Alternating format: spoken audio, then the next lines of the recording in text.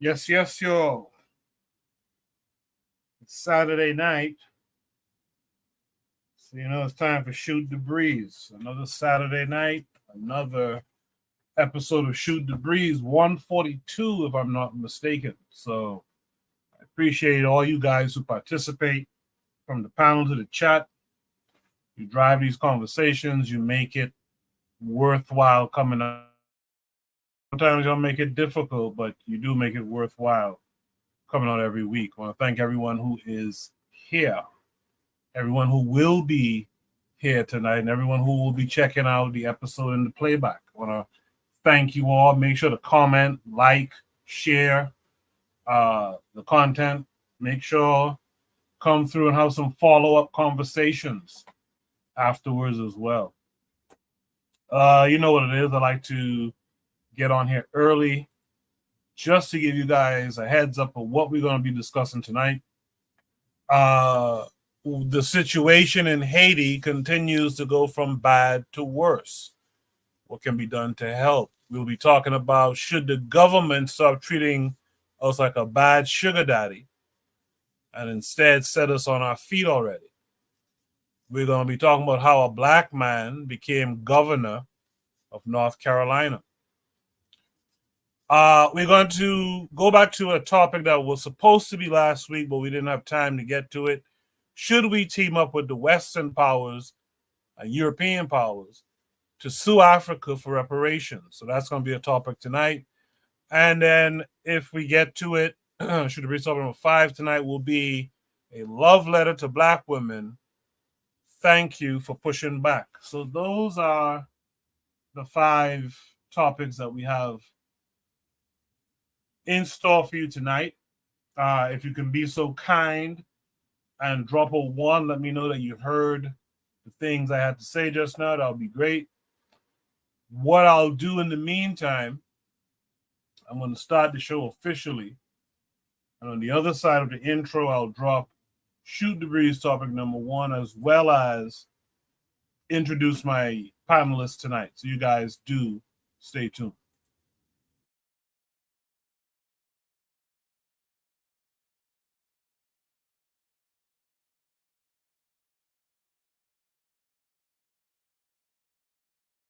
You are listening to the Bitter Medicine Podcast on KWAZ Radio.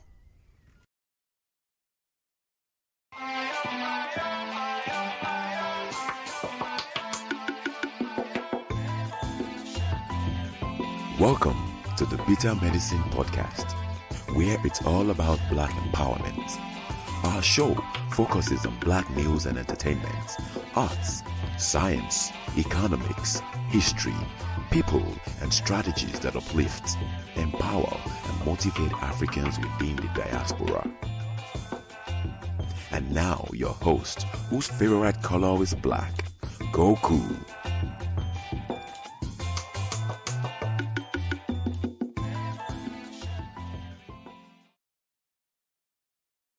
Welcome back to the Bitter Medicine Podcast. I am your host, Koku. Just want to remind you guys before we get the show rolling that this show is part of a podcast network called KWAZ Radio. There are other shows on the network you are invited to tune into. This is D Webb with the Harsh Reality Podcast, asking you to tune in where we tackle the news of the day that affects our community, only on KWAZ Radio. Peace, family. This is Oni, inviting you to listen to the Pro-Black Perspective, where Black problems are addressed with Black solutions. Greetings, fam. Tune in to The Learning Curve with me, the Revolutionary Matron, on KWAZ Radio. You are listening to the Bitter Medicine Podcast on KWAZ Radio.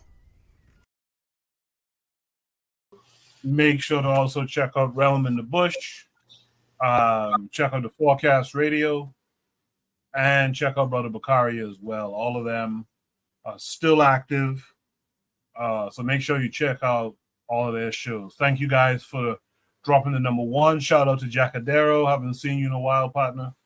Good to see you out there. Shout out to Trigger Happy 262 Plus, who's a usual suspect in the chat. I appreciate you guys. And shout out Real Black Gentleman, who's also a regular on the panel as well. Shout out to all of you. Before I drop Shoot the Breeze topic number one, let me welcome in my panelists tonight. Let's start with the pro-black perspective. Oni, how are you this week? What it do? I'm cool, man. I'm cool. Thanks for having me. No problem. Thanks for being here. Black Steel, how are you? I'm doing great. I'm glad I'm here with the Three Musketeers. Yeah.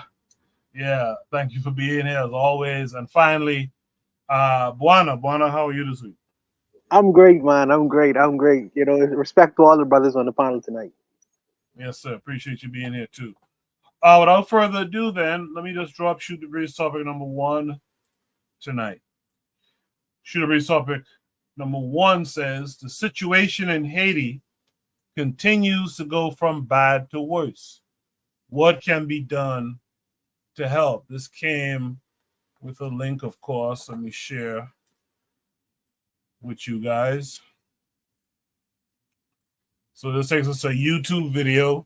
Haiti declares emergency after gangs free 4,000 inmates. Is from the BBC. I'll play it as a short video. I'll play it and then we'll discuss. We begin in Haiti. A 72-hour state of emergency has been declared in Port-au-Prince and surrounds after armed gangs carried out 2 serious jailbreaks.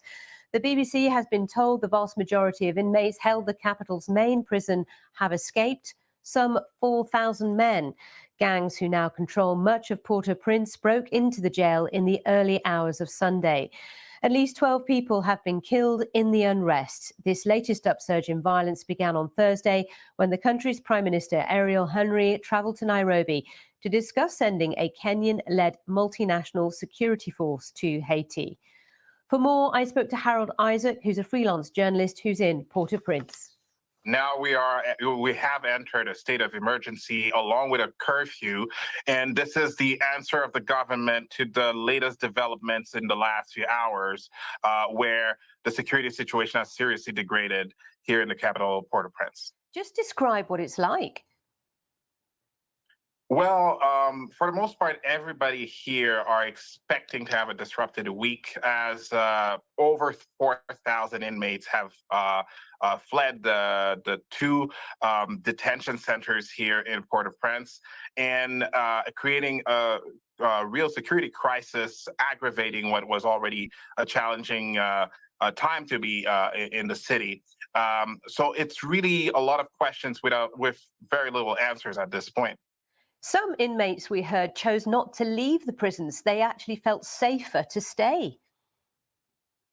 Well, safer and also legal consideration and also protecting their lives because many of the high profiles, especially the Colombians or people that were involved in the assassination of the president, some of them decided to stay in order not to get killed in crossfires between the police and gangs or to have their sentence aggravated as a result of fleeing the prison. So there are many implications for those who have actually fled.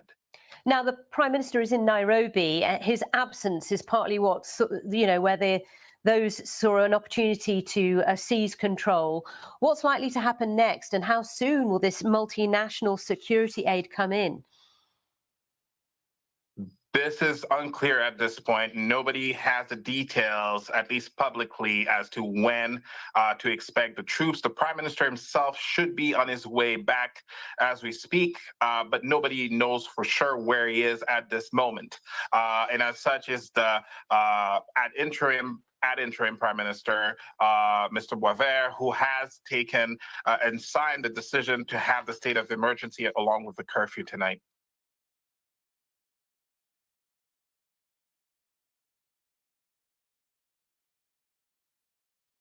Couldn't find the mute button. Sorry. That's interesting. That's interesting to have, all of those inmates now running around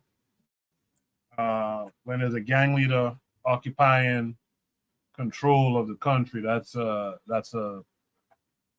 interesting thing. Now, in the past, when we've had these discussions about other nations and what can be done to help, the consensus answer on the panel has been, well, what are the men there doing? And so forth and so on. So I'm curious to see if that's the same energy we're going to go with on this one tonight. Let's start with Oni. Oni, what's it? Shit, what? You said the situation in Haiti continues. What can be done to help? That's the trouble. So, like, there's the realistic solution and the idealistic solution, or the realistic thing you can do and the idealistic thing you can do. Realistically, I'll put it this way: Saint Augustine, right? I know you got to go to Saint Augustine. Apparently, Saint Augustine heard some pirate that Alexander, the whatever, the pitiable Alexander captured, and the guy, the pirate said, "Why is it that if I, if you steal the land with a great fleet, you're called a hero, but if I steal the land, with a petty ship, I'm called a criminal, right?" And apparently St. Augustine was like, "Damn, okay, you got a point." The reality is this: the world is run by gangs and gangsters, and not necessarily criminals, but they write the laws, so that's the reason why we don't call them criminals. It's always the case that somebody forces their way into the top. It's always the case when you talk about America, the state that we call America. Where did it come from? It came from a people. Some white boys decided to settle this country and kill the denizens that were already here. The Native Americans, and then force themselves to the top. When it was a colony, obviously the British forced their way into the top, right? Because places like, for instance, New Jersey used to be ran by the Swedes, then they were run out by the Danes, then the Danes were run out by the British, right? It's really just force. It's really just gangsters, right? When you talk about America then becoming, George Washington and this lofty whatever, right? They had to kick the British out, just like the British kicked out the Danes, who kicked out the Swedes, who kicked out the Native Americans. It's always the case that the formation of states is a violent affair. What we're seeing is that violent affair. And, when we stand back and we're like, hey, you know what, nations should come together by, peace agreements and good, blah, blah, blah. It's like, yeah, of course, that's what we were taught. We were taught that's how nations are formed. Right. But, in real life, that's not how any nations were formed. Real life, we're seeing Israel doing the same shit we're seeing here. Now, do we want black people hurting in this feud for control? No, we don't. But that's the real world. The real world is that forces fight each other until one force says, "Hey, look, I'm the government. I'm the big bad." This is why I don't like the Marxists, but the Marxists will tell you, states are a monopoly of force or something like that. Monopoly of violence. States have the monopoly on violence, right? And you're not going to get a monopoly on violence until you get rid of duopoly or the plurality of violence. So what we see, what can be done, it's very like unfortunately, this is one of the natural processes of the human species. If you want to, I could pretend and be like, hey, why don't you get a stronger force that comes inside, But then you got to ask the question, what stronger force? Because when the Americans were like, hey, I'm the stronger force, they set Haiti awful. They set Haiti back. Okay?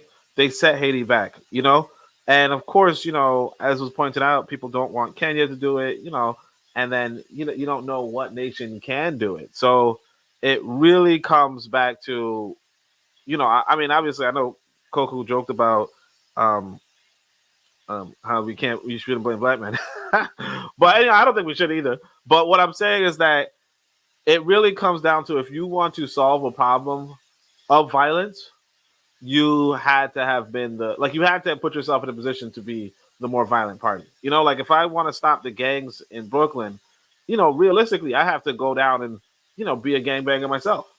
You know, and if I'm not willing to do that, then nobody's going to stop the gangs in Brooklyn. You know, so if you ask what's going to happen with the gangs in Haiti, nobody's going to stop it. They're going to have to stop themselves, unfortunately.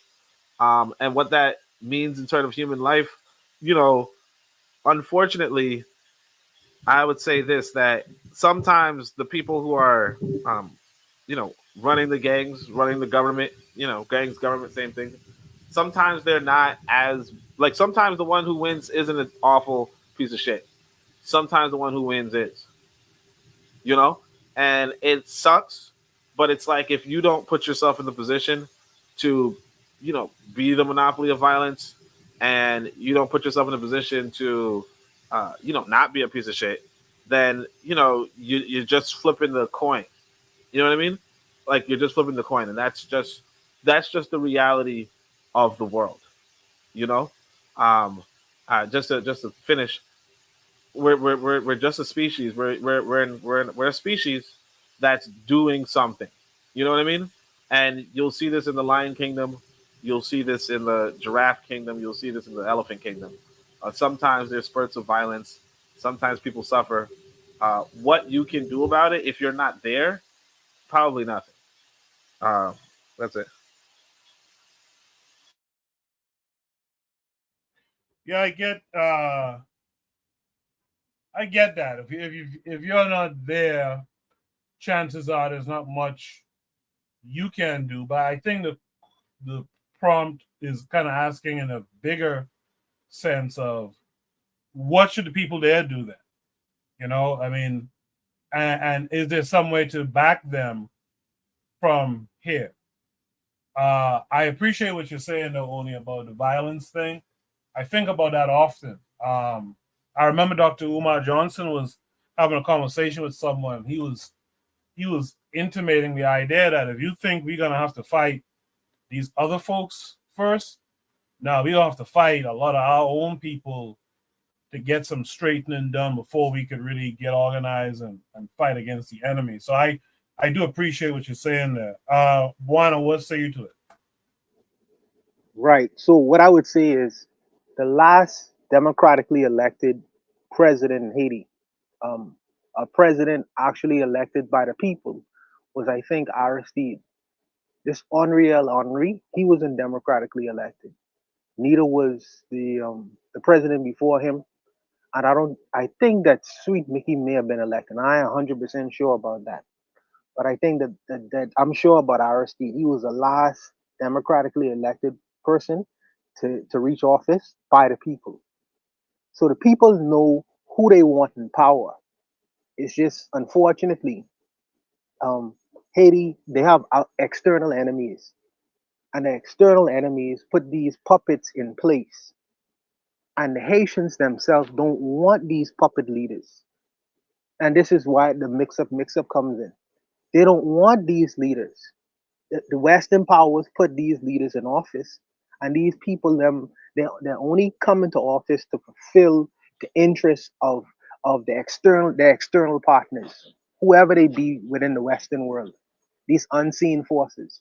Then you get very wealthy men inside Haiti as well, who benefit from the chaos of Haiti. There are men who benefit from chaos. You know, the Congo is a prime example of of very wealthy corporations benefiting in the chaos that's created in the Congo.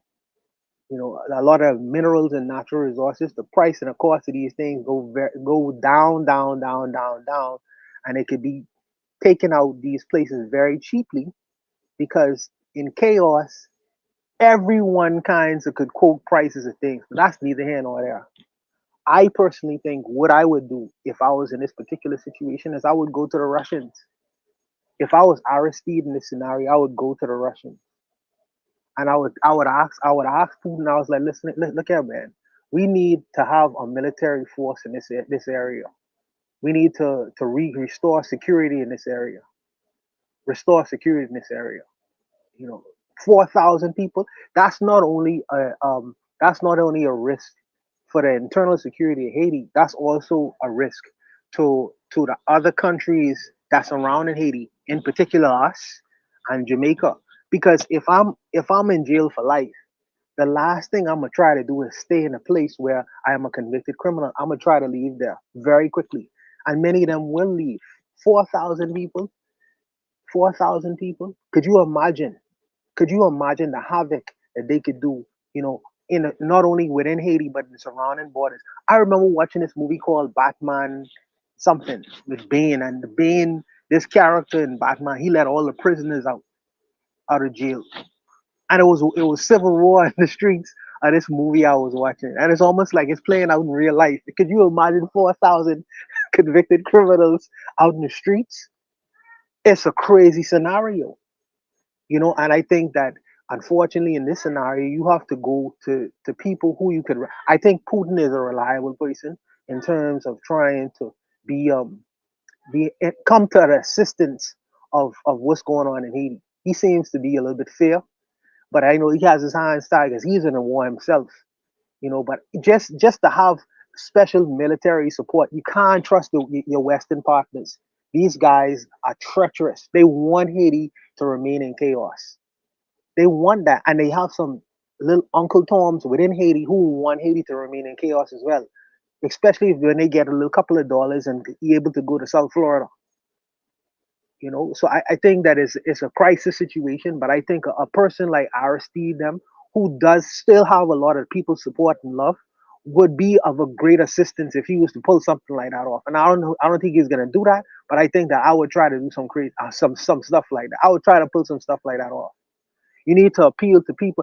The Kenyan government, the Ruto fellow, who they trying to get in there, he is really getting bought and paid for. He gonna do the Western's bidding. And when they sending troops inside there, Kenyan troops inside there, first of all, that's not gonna just be the Haitians ain't gonna just lay down to that scenario, by the way.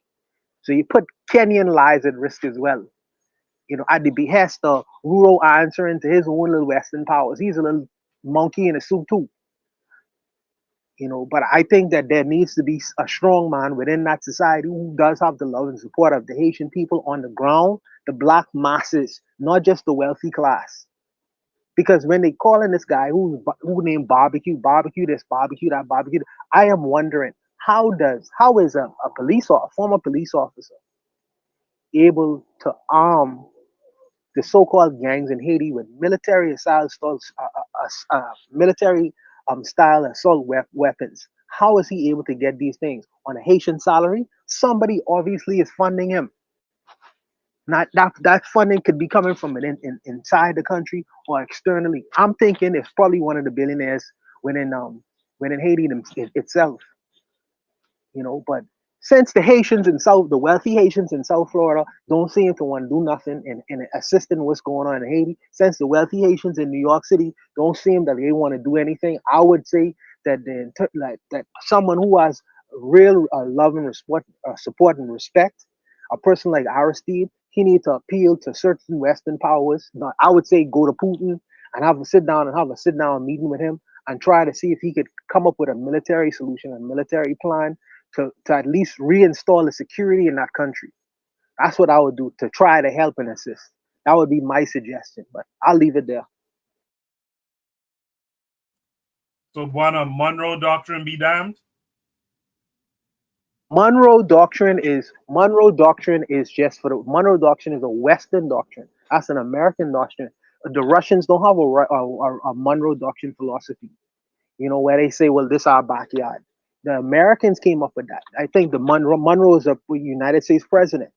But they will try to, like I say, man, cool. What you want the people them to do? Either they're gonna lay down to the Western powers and just accept their fate, or they gonna try to fight. And I understand that people are gonna be hesitant to fight and go against the United States military. You gotta do something, Coco. You gotta do something, or else you can be eating mud cookies for the rest of your life. You gotta do something. Castro do something. But Maurice Bishop was willing to do something. Somebody gotta do something. Because based on what you're seeing right now, to me, this is a form of slow genocide. Because in the midst of chaos, how are the people being continuously fed? When the people get sick, who are filling the hospitals? because he have 4,000 gang members on the streets. The darkest don't come to it. They're afraid for their lives. That's a chaotic situation, worse to me than Palestine, to be honest with you.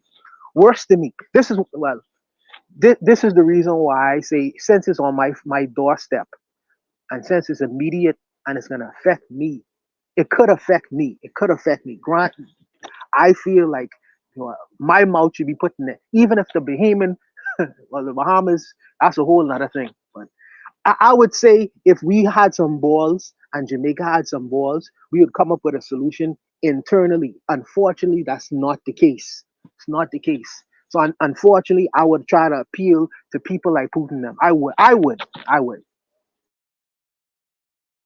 Yeah, Juan, I'm not pushing back against it. I was just curious to see if you would say. No, I understand. Yeah. No, I understand what you mean when I understand what you mean when you say that, brother. I do understand what you mean, and it's like to say, well, you can't. The United States will come and say you can't. You can't have Russians or Russian assistance or aid coming into this country. This our backyard. How dare you do that, Haiti? Man, sometimes you gotta you gotta do what you gotta do, man. You gotta do what you gotta do for the safety to try to rescue your people. You gotta do what you gotta do, even if you have to make enemies with one of the greatest forces in the world. You gotta do what you gotta do if you want your people to survive and live. Because how is it that I'm a friend with the United States and the United States is strangling me? They're strangling my economy. They are sitting back and doing nothing. They are looking across the waters at Palestine and Israeli conflicts while the people right next door to them are strangling economically. People are dying on the streets of Haiti and they sit back and do nothing and they know what's going on. So if why am I gonna be their friend? They're my friend. They're my friend. But I'll leave it, Coco. I know Black Steel is waiting to go, man. I feel you on that. I also agree too with the analysis about our hometown and Jamaica. Really, we should be rallying in the Caribbean to try to help that situation, but for some reason we're not, man. It's a shame. Black Steel, you heard everything everyone else had to say. What say you? So this is this is an ongoing situation. Since this article was posted, Port-au-Prince has fallen to the gangs, and Ariel Henry has resigned as president. So they not only took the prisoners from the prison, but they also have taken control of the capital. Now, I don't know the rest. Haiti's not a giant country, but there are other spots outside of the country, outside the capital, that are functioning, relatively well. But the thing is that we have to realize that Haiti's predicament is not a natural phenomenon. This is something that is engineered. Haiti has been under continuous attack since the revolution of 1804. The West has never forgiven Haiti for daring to rise up against the great powers of its time and fight and win its freedom, as opposed to being given its freedom the way they felt good slaves should have been. So because of that, Haiti's been invaded. They've had their treasure. They had their treasury stolen. They've had their people oppressed. They've had their land stolen, their resources taken, their people infected with foreign diseases that were brought in by peacekeepers. And like Buana was saying, the last democratically elected president was Aristide. And then once Aristide started to make moves that the United States didn't like, they got rid of him. So I think what we're really seeing is the effect of colonialism and the need to really kill and make Haiti as an example for those Black people who are seeking self-determination by any means necessary, be it through violent means or whatever means they need to do. So, and also too, these guns that these paramilitary, because they're not prisoners anymore. At this point, they're a paramilitary organization. All right, they've received weaponry, ammunition, bulletproof vests. these guys are really armed better than the Israeli Defense Force in many ways. These guys are armed to the teeth. Where are these weapons coming from? United States. They're coming across the border from the Dominican Republic. Both countries benefit from the destabilization of Haiti. Dominican Republic also have long-standing issues with their Haitian neighbors. The way they treat the Haitians in the Dominican Republic is. I'm sorry, I'm going to echo right now. But anyway, the way they treat the Haitians in the Dominican Republic is well known, how they discriminate against them. But I would say in my thoughts, what can be done to help as far as the Haitian people. I think that first of all, we have to identify where these problems are coming from, where the source of the issue is, which is coming from not just the United States, but Canada, Brazil, even though they helped invade Haiti. Many of the countries in the Western Hemisphere have their hands in keeping Haiti poor. Haiti has a problem with endemic corruption. There was a deal with Venezuela to provide Haiti with oil at a cheap price and give them subsidies and money, and that money was pocketed by very corrupt politicians, and the Haitian people are rightfully upset. My solution, first of all, has got to be hands off Haiti. Every solution to Haiti's problem is some form of military intervention. There's never been any type of solution to Haiti's problem that doesn't involve guns, doesn't involve weapons, tanks, military. When the Clintons, helped destroy the rice industry in Haiti by bringing in, foreign rice in the country, depressing the prices of rice in Haiti. What was the response to that? Oh, we're going to bring in more troops, security situation. No. So I would urge anyone here, especially those of us who are in the United States, get with some Haitian groups in your area. And I live in Florida. There's plenty of them, plenty of Haitian groups, and work with them. They're asking for food, resources. The Haitian government has asked for arms embargo. So they don't want weapons shipped to their country. They want an arms embargo from Dominican Republic, from the United States, and the United States has steadily denied that arms embargo. Let's get to work on that embargo so where we can stop these weapons flowing into this country. The Haitian people can solve their problems. I would say that, if anything, let's remove the influence of the West. Let's stop thinking that, because the Kenyans don't want to come. Kenya does not want to come.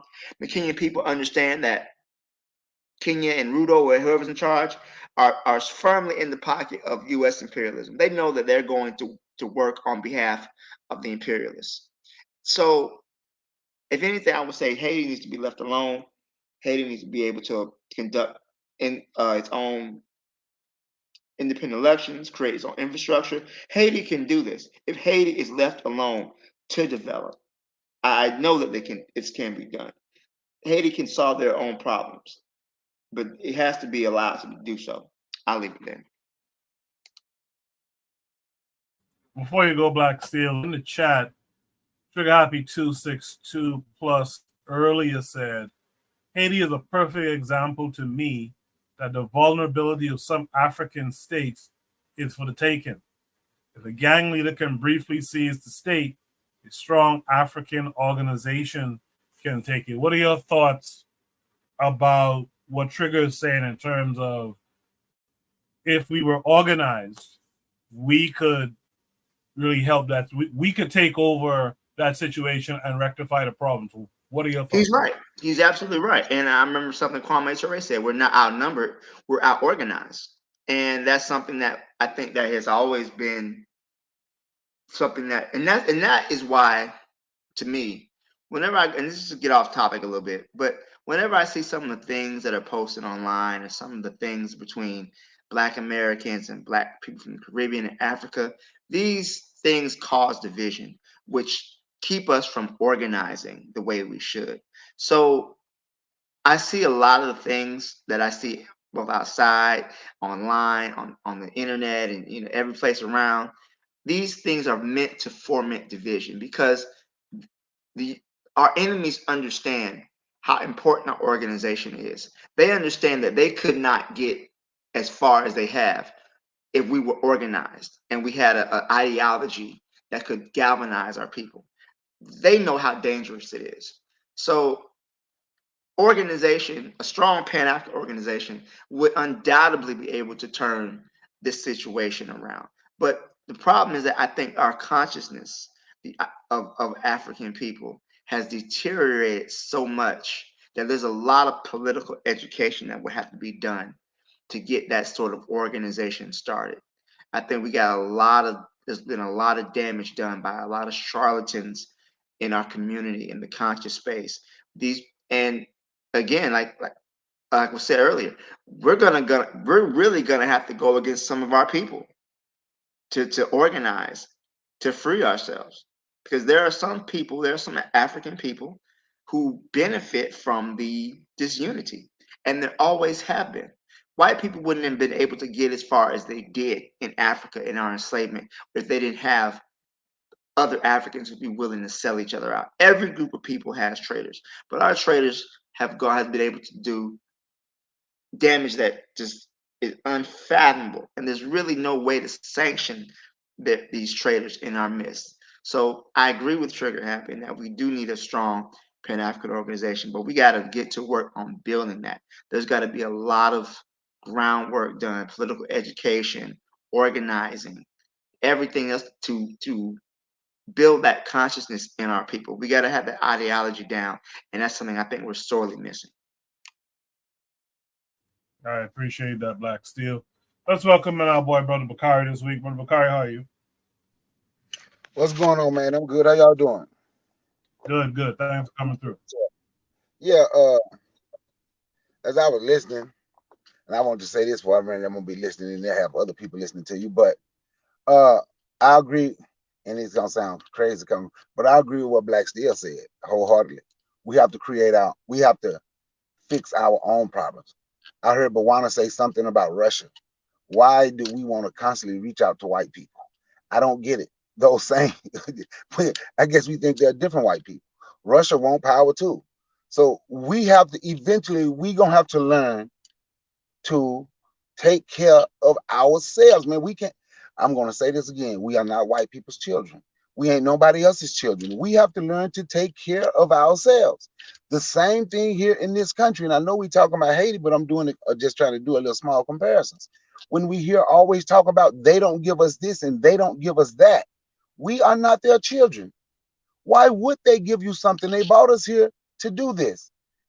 Now they're probably involved in what's going on in Haiti, but damn, man, that's a whole black country. That is a whole black country. Wyclef reached out on Twitter asking some white dude, let's sit down and talk so we can help him come up with a solution for Haiti. Like, damn, it's like embarrassing.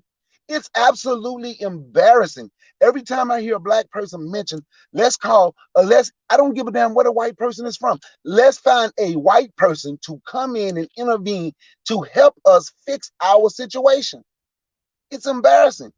That is something black people is going to have to do. Black people are going to have to fix black people's problems. Black people around the world globally should be working up. What are we going to do for Haiti? How can we go over there and fix this? And right now, if you got a gang leader that running shit, pardon my French, because I'm trying to quit cussing, and pardon my French on your back, you might have to, black people do need to get together and take some people over there. We might have to just blow those gang leaders up. It is what it is. Sometimes you're going to have to take your military over there. Like Black Steel just said, we're going to have to fight our own. So if a gang leader can just take over a country, maybe we need to send in a gang. Let's get some of these black folks who've been airborne rangers, who've been special forces in the military, who got a black mind, and let's get a little money where we can pay them. Now we can go over here and we can straighten this situation up, because they running around talking about a gang, 4,000 gang members, and I'm telling you what I know for a fact, 4,000 gang members. Give me 100 brothers who was an airborne ranger. They would take all 4,000 of them out. We don't need white people to get in our stuff. We gonna have to go over there and we gonna have to fix this. Stop calling on white folk. We don't need them. We shouldn't want them to be responsible. You see our situation when they were responsible for us. Look what they did. So Wyclef, don't call Jeff Bezos or whoever. Bawana, don't call Russia or whoever. Because when they're responsible for you, they put you in this situation. I hear the mic. I wanna respond to something you said, Bakari. That Wyclef situation. Wyclef not only called on Jeff Bezos, he also asked Elon Musk, who is a racist, white supremacist raised in apartheid South Africa. How bad is it that we, as African people, are reaching out to known racists for assistance on problems? That low key, the secondhand embarrassment I got from that situation was terrible. But I also understand why you're kind of playing off the great powers, right? And I think sometimes when when the lion and the leopard fight, who should the antelope cheer for? You got one enemy fighting each other. You got Russia versus they trying to offset regional power. So I can see why you would, hey, let's go to these guys. The enemy of my enemy is my friend. But the problem in that situation is that the enemy of our enemy is also our enemy. So we can't always depend on playing off the European powers against each other. Because when it comes to black people, they'll get on code real quick if necessary.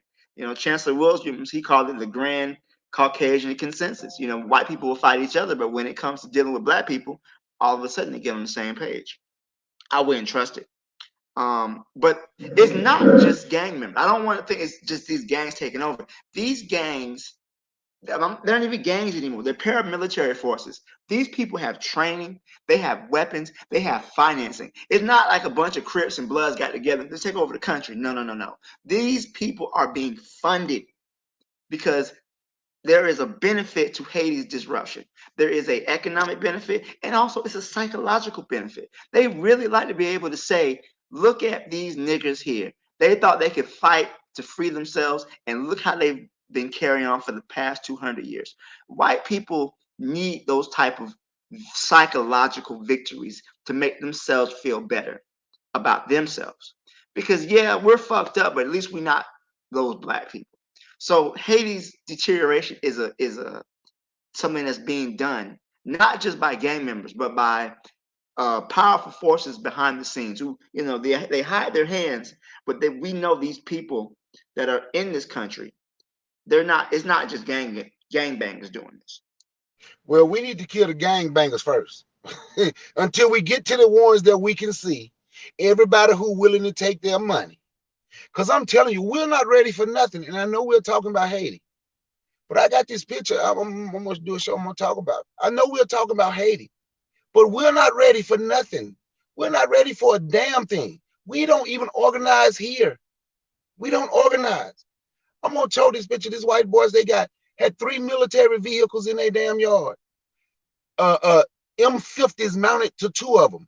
I went to take the pictures today. One of them been moved. I don't know where it was.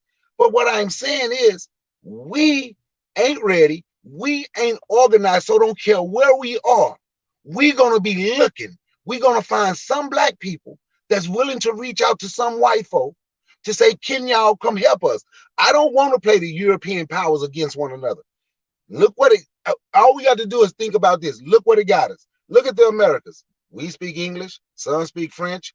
Some speak Spanish. Some speak Dutch. Some speak Portuguese. That's what happened when we played European powers against one another. We all messed up speaking different languages. You'll find people.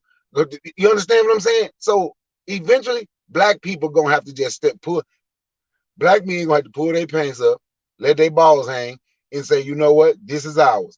Just like Black Steel just said, who the antelope cheering for when the lion and leopard fight? The antelope hoping one of them die or both, or if the other one don't die, hoping that he too hurt the hunt. That's what he's hoping. But he ain't setting up to fight. Okay, so I want to say something. The reason why I say that I would go to Russia, and I still would go to Russia, is not because I want white people solving my problems, is because there is a technical military deficit, that the gangs are not operating alone, as Black Steel say. They are operating at the behest of of the American government. They have technical support, they have military support. Which black country uh, can we go to? What is the equivalent of the United States military backing and technological backing when it comes to the military? We don't have one. You have to make alliances. You have no choice in the matter, especially if you want to win. Especially if you want to win, because there is a deficit. There is a deficit in the black world when it comes to technological support and technological power. We don't have militaries to the extent of, not even on a technical level. We are not there yet. And I mean, as a matter of being practical, but like Black Steel say, the enemies of my enemies are my friends. I'm gonna try to make alliances because I want to win. Ultimately, so let me finish, Brother Bakari. So if I have to make alliances with the Chinese government, if I have to make alliances with the Russian government, I can do that because I understand where you're coming from, where you have to deal, where you want to. The best kind of solution is to deal with each other. But the reality is, no black country, state, or nation is the equivalent militarily or technologically with the United States, a white government. So where does that put me? Where does that put me? You put me in a loser's position where you say, well, we just need to deal with one another. We just need to deal with one another. So I'm asking which military nation, black government that I could appeal to, where I could fight on an equal, maybe the Afghanis, because they've been fighting the wars against the United States. They was able to win. Maybe the Afghanis. Maybe I should go appeal to the Afghanis. And they actually make their weapons. Some of them. They actually make their weapons. But okay, all right, brother, man. I mean, your solution is different from mine. I just disagree with your statements. That's just where I am with it. Okay, so let me ask you a question. So what do you do? Let's say hypothetically, now I ain't gonna be fighting with you. I'm gonna be running from the white folks from over here and from the Russians, but I'm gonna be looking from afar. So hypothetically, what you say work. So now what do you do when the Russians do what white people do, turn and put their guns on you? Then who you go to? If the Russians put their guns on me, I gotta fight them. That's what it is. But at least, let me finish answering your question though. Let me finish answering your question because there is an answer to that question. Let me finish answering your question, brother. Can I answer your question? In Afghanistan, that's exactly what happened. That's exactly what you describing right now is exactly what happened with the United States and the Russians in terms of Afghanistan. But through the process of them fighting between both of these people, they learn. You learn. You just say just now, militarily, we are not prepared. We are not prepared. We don't even have a military discipline or mindset yet. And it's through your association and alignment with some people, you learn certain things. You learn what to do and what not to do by both your enemies. So if they do turn around and hold the guns in you, at least I know them. I know how they go, how they operate. I know what they're gonna do. I'm not gonna sell out to them wholesale, but I want to know what they know. I want to know what they know. I don't know. I want to be able to execute how they execute. So if they turn their guns and I could fight. At least I could be able to throw a shot. We could at least be on an equal plane. But you put me at a deficit. We say, well, we just need to deal with amongst ourselves. I don't think that's a wise thing to do. I don't, because we are not there yet. And in your own words, we are not prepared to do that. Okay, good. So okay, because you answered, that was a long answer. So this is what I'm gonna say, right? Because you answered and kept going, and I almost made me miss my point. I ain't mean to cut you off, but you said you're gonna turn and fight them. Okay, so let me show you how this works. You said that the same thing that happened with Afghanistan, with the Russia and the United States, right? Sort of, kind of. And you can say that the same thing that happened with Iraq. So let me show you what your enemies do to you, Bawana. I'm going to show you how they did in the military, right? So this is what happened. If anybody remember the Iraq war, Desert Storm, whatever, when the United States went over there, and they all on TV talking about Iraq shooting these Scud missiles, and every time you look up, the United States blowing them down with a Patriot missile, right? Do you know why? Do you have any idea why none of their Scud missiles could land Bwana jets? Yes or no? No long down drive. Educate me. Because your enemy ain't gonna ever give you nothing to defeat them. They were using Scud missiles that United States said wasn't good no more 15 years ago, before the war started. Ain't nobody gonna give you nothing to defeat them. Nobody. I'm not gonna give you something so we can be on an equal playing field, and I'm about to take your stuff. We just gonna be in the same position with a different white person, foot on your neck, and you're over there trying to figure out why all these black kids in 2034 named Vladimir and Pushkin and stuff like that. Oh, because you became Russian. That's what's gonna happen. Ain't nobody gonna give you nothing to make you. That's just like the black people here asking for reparations. Ain't nobody gonna give you nothing to make you equal, because they want control. They want power. That's why. And when you look at Afghanistan, what happened with Afghanistan in the United States, you know why Afghanistan got mad with the United States? They got mad with the United States. Afghanistan would have done whatever the United States wanted. But when the United States blew up their country, United States didn't stay and help them fix it and clean it and give them money. They gave them $3 billion. It was supposed to be a $10 million, but they end up with $3 billion. United States got their stuff. Afghanistan over there got RPGs, yep. And you know what? The same Russians they don't deal with, that's who they get their AK-47s from. See, we got African nations, at least 10 African nations that make weapons, that make RPGs, that can do all of this stuff. Do you remember the movie Black Hawk Down was a true story? Do you remember how them Africans kicked their ass over there in that movie? Watch that movie. Man, we gonna have to stop trying to. The Somalis are Muslims. So if the Somalis go into Haiti, you want them to turn into Muslims and follow the Mecca then? You want to, because they have an interest as well. That's not what. Okay, if I'm gonna deal with somebody who have an interest, I'm gonna have a deal with black people with the interest, because I think the outcome would be better for me. It can benefit both black parties. But I'm not gonna deal with them damn Russians, because I know what they have done throughout their history. I know it. See, we think Russia ain't, oh, not me. Y'all think Russia ain't never done nothing to African people. That's because we lack certain history. And when the war started with Ukraine, everybody bigging up Russia. Won't you go look and see when the Zulus, you can go in the early 1900s, when they were about to defeat South Africa, won't you look and see how the Russians send their military over there to help oppress black people? Brother Bakari, that's one. I don't care what you believe. They just like everybody else. Brother Bakari, so which African government? I'm asking a question now. Right now, we live in 2024. Which African or black government or black-centered government can the Haitian government go to for help, aid, and assistance right now, currently, to help them out of that scenario? Or are you saying that they should just deal with their own issues themselves? How could they help? How could any black country or organization or whatever help them right now?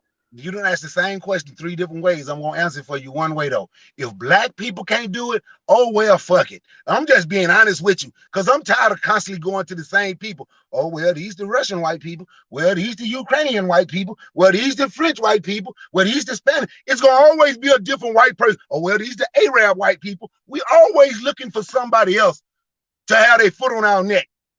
If any of these people ever had any intentions on doing anything good for you in all these hundreds and hundreds of years, I'm just gonna talk about since slavery.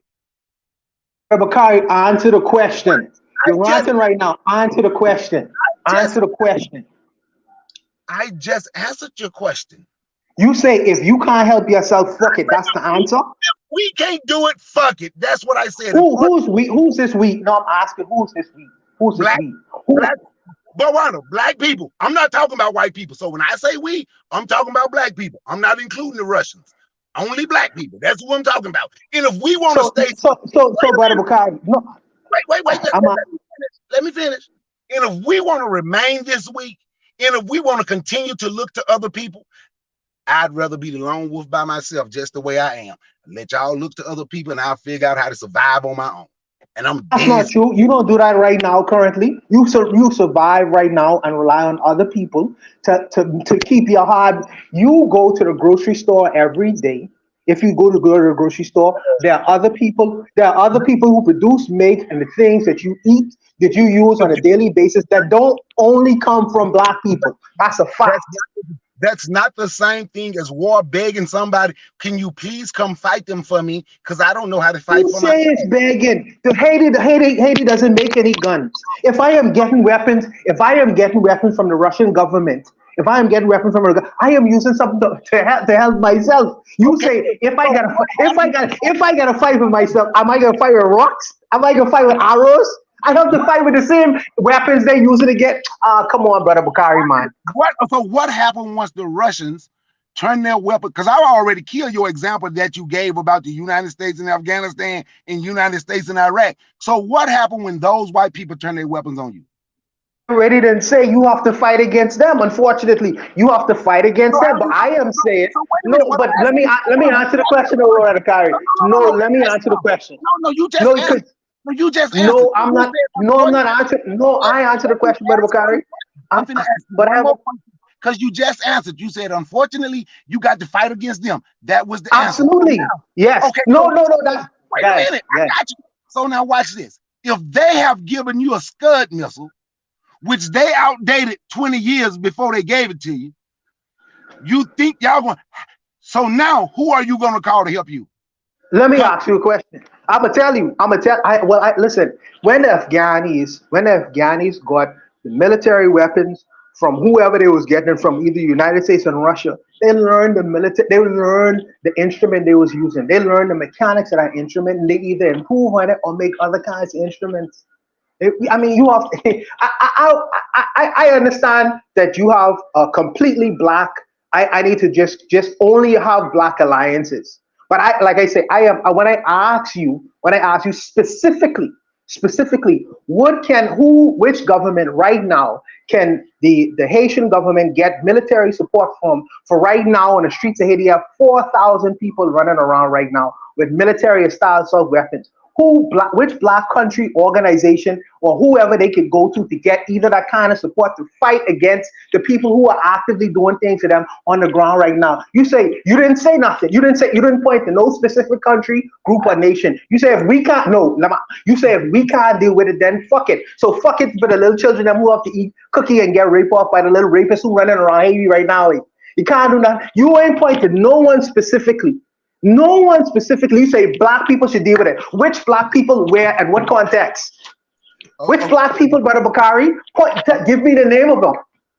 There's I don't have them right. There's at least 10 African nations right now that make their own weapons. As a matter of fact, when I named one and I said Somalia, what you did was you compared those black people and said they would do what Russians do because they are. You think Somalia is a black country? You think Somalia is a black country? Somalia is an Islamic country. Somalia is not a black country. Okay, good. I got you.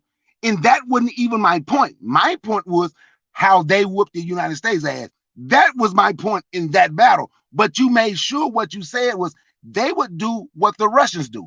So I'm not telling nobody to think like me. If you want to look up the countries, the 10 African nations that make their own weapons, you can look up those 10 African nations. Is it a shame that those 10 African nations haven't reached out to Haiti? It's an absolute shame. And that's an embarrassment. And it's also an embarrassment that black people still looking for white people to save them. Because what you did not do when I asked you, when Russians give you weapons that they have outdated 20 years, and they have weapons that they will completely destroy you with, I ask you, what white people will you call once Russia turn on you? I'll worry about that. I'll worry about that bridge. I'll worry about that bridge when I get to it. Hold on. Oh, you don't worry about the future. That's why we're the problem we're in now. We only worry about right now, not the future. Bakari, listen, first of all, your history is a little bad, but I'm not going to go into that with you. No, you're absolutely wrong. What was hold on, wait a minute. Your history is definitely bad. Now, what was bad? Okay, so first of all, let me pause my game real quick. First of all, as far as Russia being Africa, Russia, let me say the Soviet Union often supplied weapons and material to many African nations during imperialism. As for example, during the ANC, the Angola fighting the Portuguese, hell, the Ethiopians in the Battle of Adawa back in the 19th century, they got their weapons from the Russians. So I understand what Juan is saying, that you don't really have an African nation that not only makes their weapons, but has the ability to export them in sufficient numbers and to arm and train a military force. But to my point, what I was saying is that every solution to Haiti's problem is a military one. Every single problem with Haiti is send them more weapons, send them more guns, send them more troops. Haiti's problems go beyond just military. They really do. I think we can use our imaginations more so to imagine solutions for Haiti that don't just involve sending weapons, sending troops. Haiti deserves more than that, I think. Haiti is so important to the African diaspora that we cannot just send more guns, send more weapons. And what happens when, the wrong people get the guns? You got more dirty money coming into the country. The United States is what it is. It's the closest, largest military power. You got Dominican Republic across the border helping these people. Not just the U.S. though. You got Jamaica, which is allowing the U.S. Navy to set up fleets to send the ships over there. A lot of these countries in the Caribbean are part of the problem because they're enabling, and they're the ones they like to provide cover, because the United States knows how bad it looks for a white nation to invade Haiti. So what they do, they find these countries like Kenya, like Jamaica, like Dominican Republic to go in on behalf of them as a proxy. So my thing is just that the solution can't just be a military solution. It can't just be that. We have to come up with more options to give the Haitians back their self-determination. And that is really what they need, is their self-determination. That's the main thing.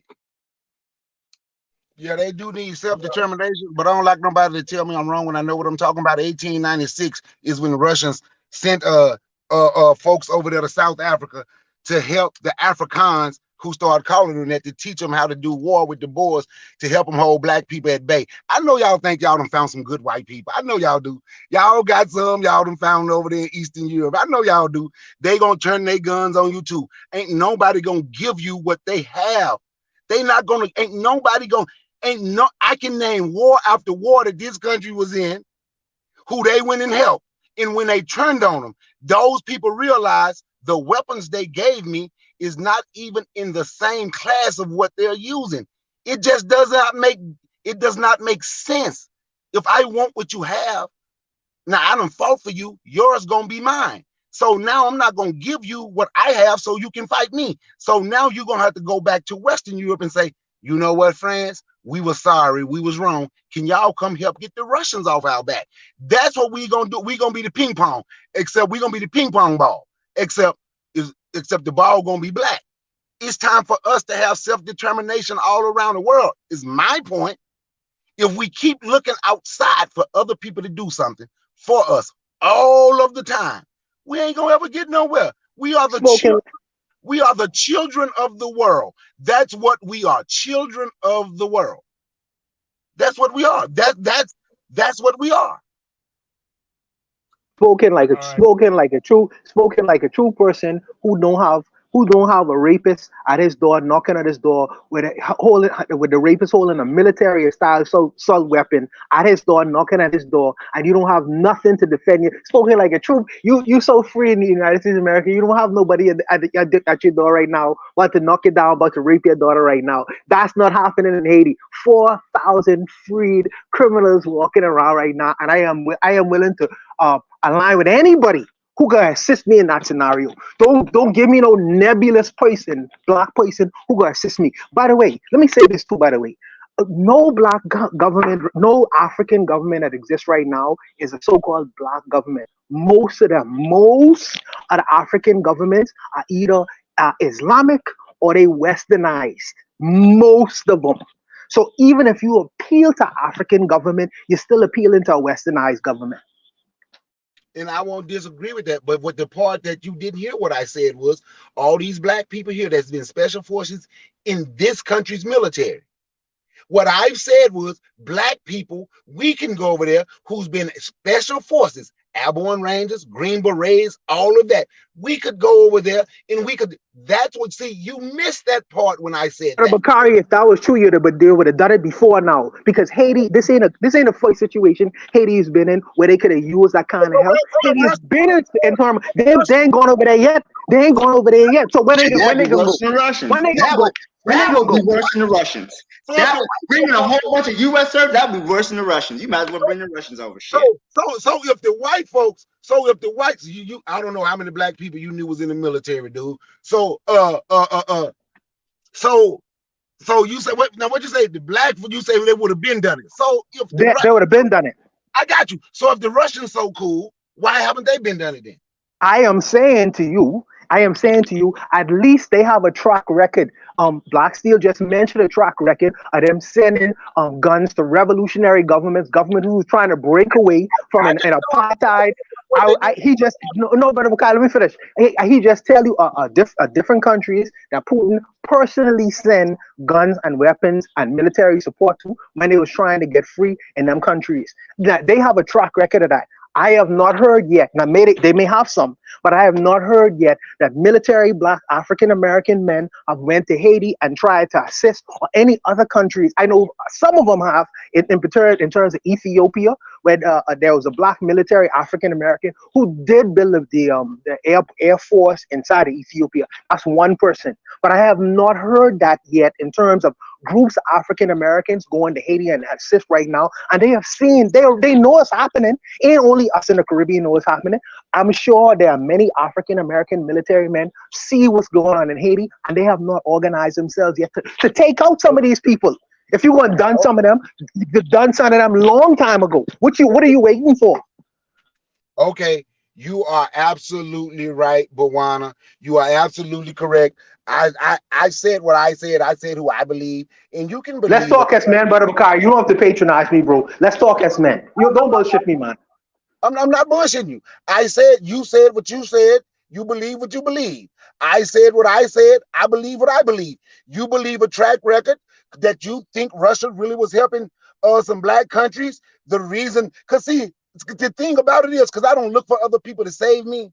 I was never built like that. So the reason, so I can read things and study. The reason South Africa and Russia fell out, Russia wanted to make the continent of Africa communist. But if you look and see, from 1896 to 1960, they had military and everything over in South Africa. People don't want to remember that part. See, you can look and you can study all this stuff. And I'm not telling nobody, if you feel you need to get somebody else to get them off your back, get them. But the question I ask, when they get on your back and they have given you the worst tools they'll have, when they get on your back, who do you go to? My solution was how black people should have been organized and how black people should organize now. That was my solution. That was my solution. But constantly going to white people, we constantly rehashing the same problem. 2,000-3,000 years. This is an old war. Just like Dr. John Henry Clark said, how did the Arabs get in Egypt and take over Egypt? Because the Romans had them. They went to the Arabs. Can you help them get off our back? Arabs been on their back ever since. Took it from them. I'm just saying, if you don't have the capability to defend yourself from this one, but the other people do, now you have something that they want, what's going to stop them from destroying you as well? Is that you can't just say right now. We have to look at the future. And if we don't look at the future, which most of us don't, and I'm talking about as a group, that's why we're in this situation that we are in, because we don't see the future. And we don't, sometimes we see it and don't want to accept it. That's just my take on it. Now I'm gonna get off here. I'm finna go in here into this bar. No, don't go, brother. Okay, my woman take me. My woman. My woman. No, go yet. My woman take me around. But I'm gonna let other people show though. I'm gonna still be live.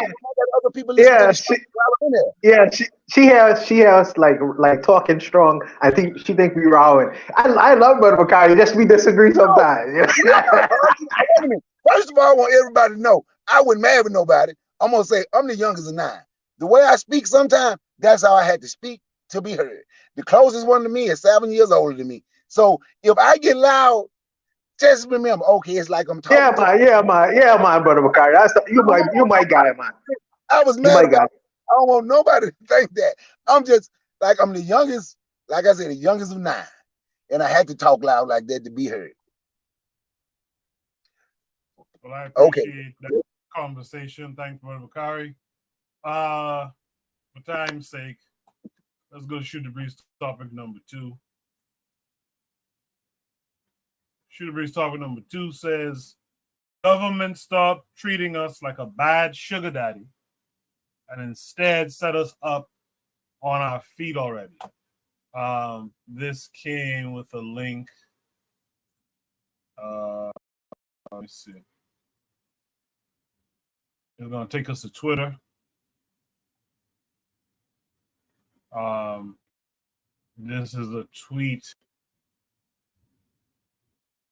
This is a tweet from, I don't know why this thing is so long to load. This is a tweet from Righteous Anger, long overdue. He says to the United States government, up. Let's check out the video and then we'll They discuss. don't got abortion clinics at the border. They're telling us as American women, specifically Black American women, we need to abort our children. But if you coming across the border with your baby, oh, come to the land of milk and honey, the great land of opportunity. We'll take care of you. Joe Biden even said, I'll give illegal immigrants coming across the border $400,000 a piece. Can you imagine if they were to go to that Black single mother living in the hood? Not even $400,000. Offer $4,000, because I know some Black women that can make something jump with $4,000. Offer her $40,000. You know why they'll never give us that? Because they know that we'll never need them again. Welfare reminds me of an old man I used to date. I was in a relationship with him for 11 years. He would never marry me, right? But whenever my bills were due, I would tell him he would give me just enough. He had a whole lot of money. He would give me just enough. Rent due, $1,200. He'd give me $1,200, not 1 cent over, because he knew that every month the rent was due, that I would have to come back to him. He wouldn't give me $100,000 and say, here, baby, bump that, go buy you a house and start you a business, because then he felt like I wouldn't need him. The government system is the same way when it comes to Black Americans. They'll never give us enough to get over and get up. It's only enough to make sure we continue to come back every 30 days so that we can remain slaves to their system. Interesting. Let me see something. Let me see how long that was. That was 1 minute 30. I'm gonna play it one more again, and then we'll discuss it. They don't got abortion clinics at the border. They're telling us as American women, specifically Black American women, we need to abort our children. But if you coming across the border with your baby, oh, come to the land of milk and honey, the great land of opportunity. We'll take care of you. Joe Biden even said, I'll give illegal immigrants coming across the border $400,000 a piece. Can you imagine if they were to go to that Black single mother living in the hood?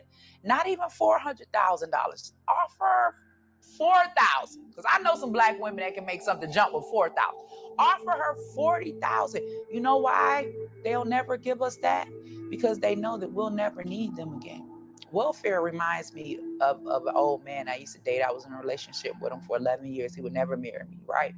But whenever my bills were due, I would tell him he would give me just enough. He had a whole lot of money. He would give me just enough. Rent due, $1,200. He'd give me $1,200, not 1 cent over, because he knew that every month the rent was due, that I would have to come back to him. He wouldn't give me $100,000 and say, here, baby, bump that, go buy you a house and start you a business, because then he felt like I wouldn't need him. The government system is the same way when it comes to Black Americans. They'll never give us enough to get over and get up. It's only enough to make sure we continue to come back every 30 days so that we can remain slaves to their system. I wonder who this lady is and where do they find these folks? It's always kind of curious about Where do they find these folks with these interesting stories and tidbits or whatever? Let's talk about Bakari on this one. Brother Bakari, should the government stop treating us like a bad sugar daddy and instead set us up on our feet already? What say?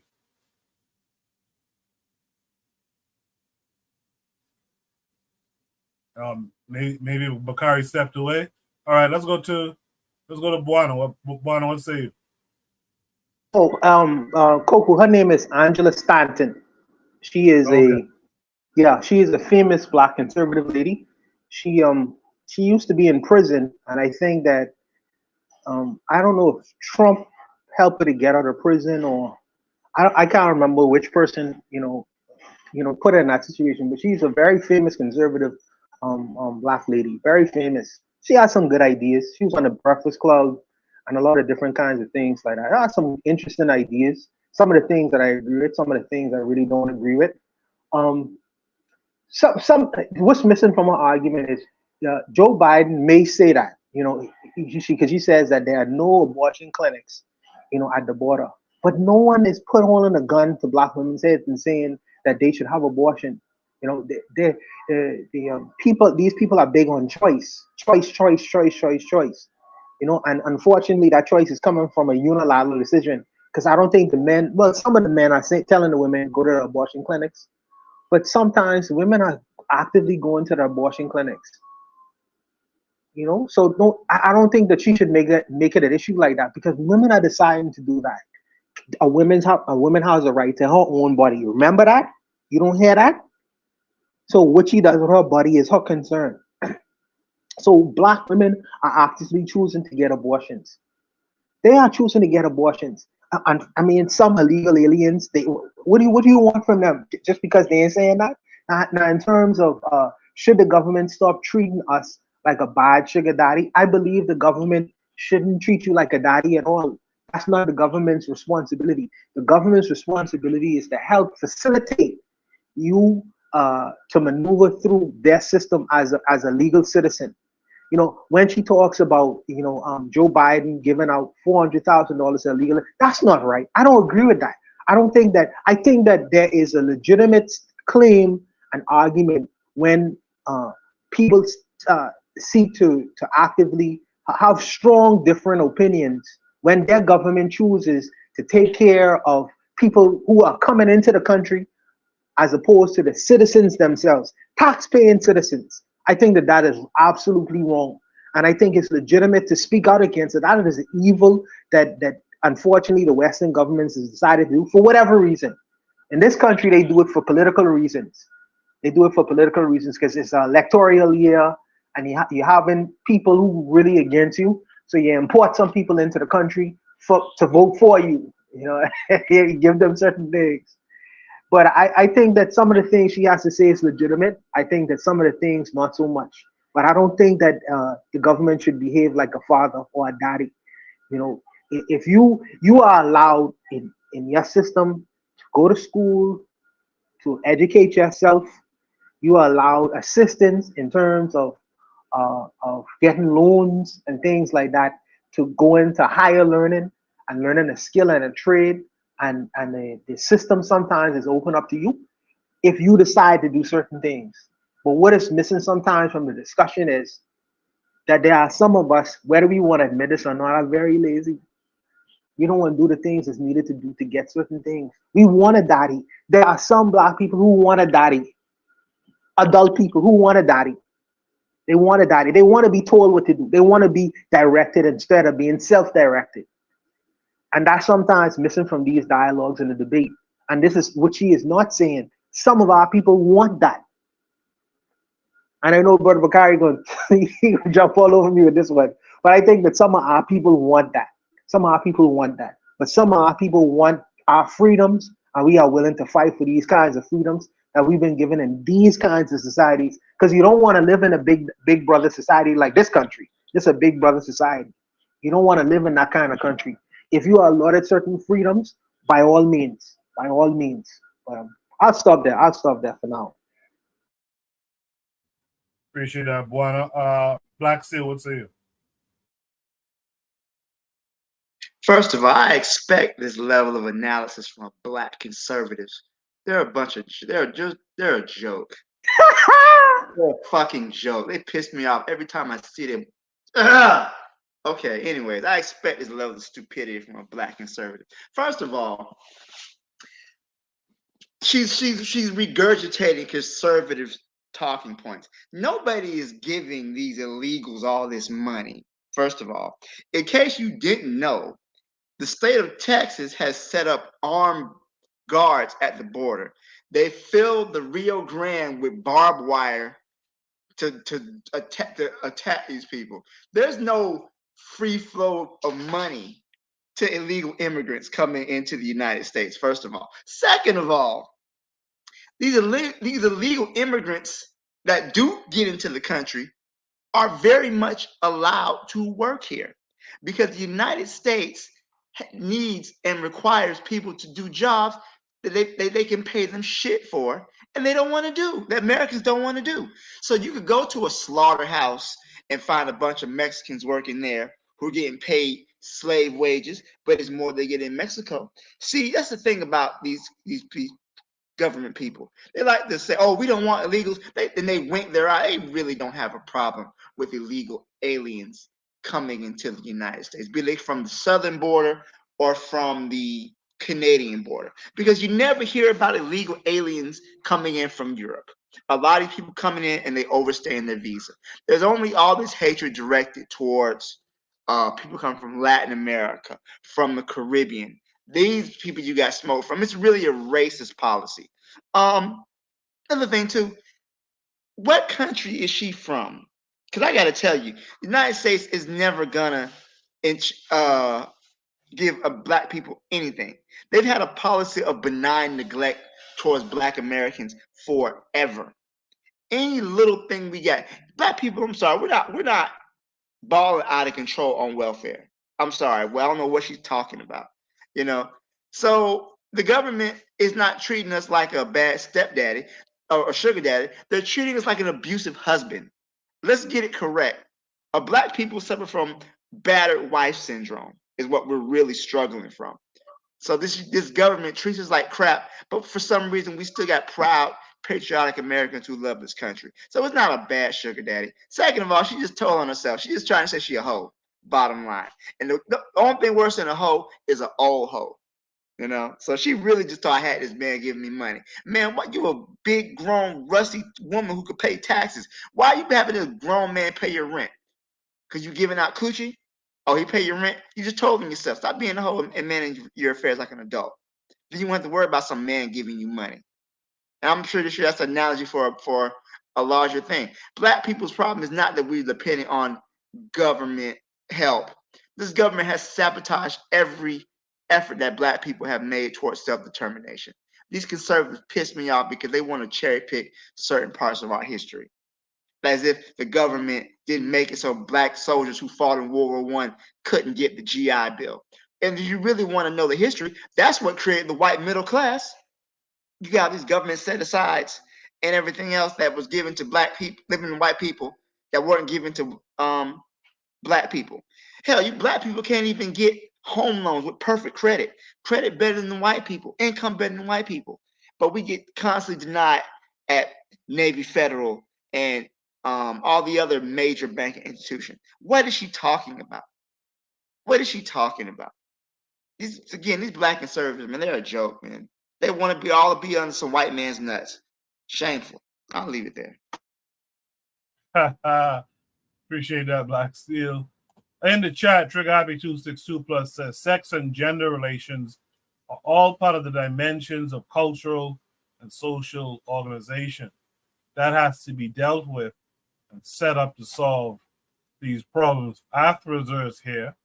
He said people want to be comfortable a lot more than they want to be free. Earlier, he said, as Oni says, the problem in the black community is black men having sex with women they aren't marrying.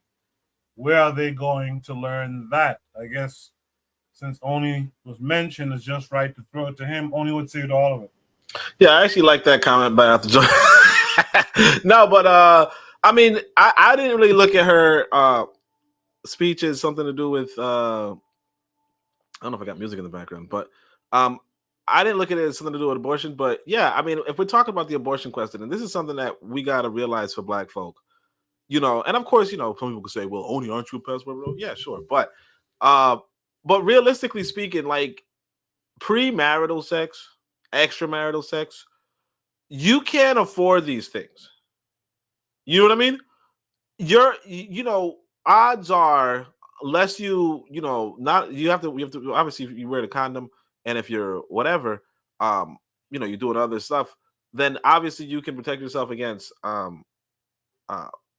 you know, unwanted children, right? But the reality is that a lot of Black people are engaging in premarital sex, they're engaging in extramarital sex, and they're not even protecting themselves. You know, you know, a lot of women are saying, "Hey, look, shoot up the barn." You know what I mean? And hopefully, you know, hopefully that means, you know, we a thing. You're not a thing. You are like this lady. You know, she could be with a man for 11 years, and he's like, "Look, I do not respect you," and she's like, "I don't respect you." You know?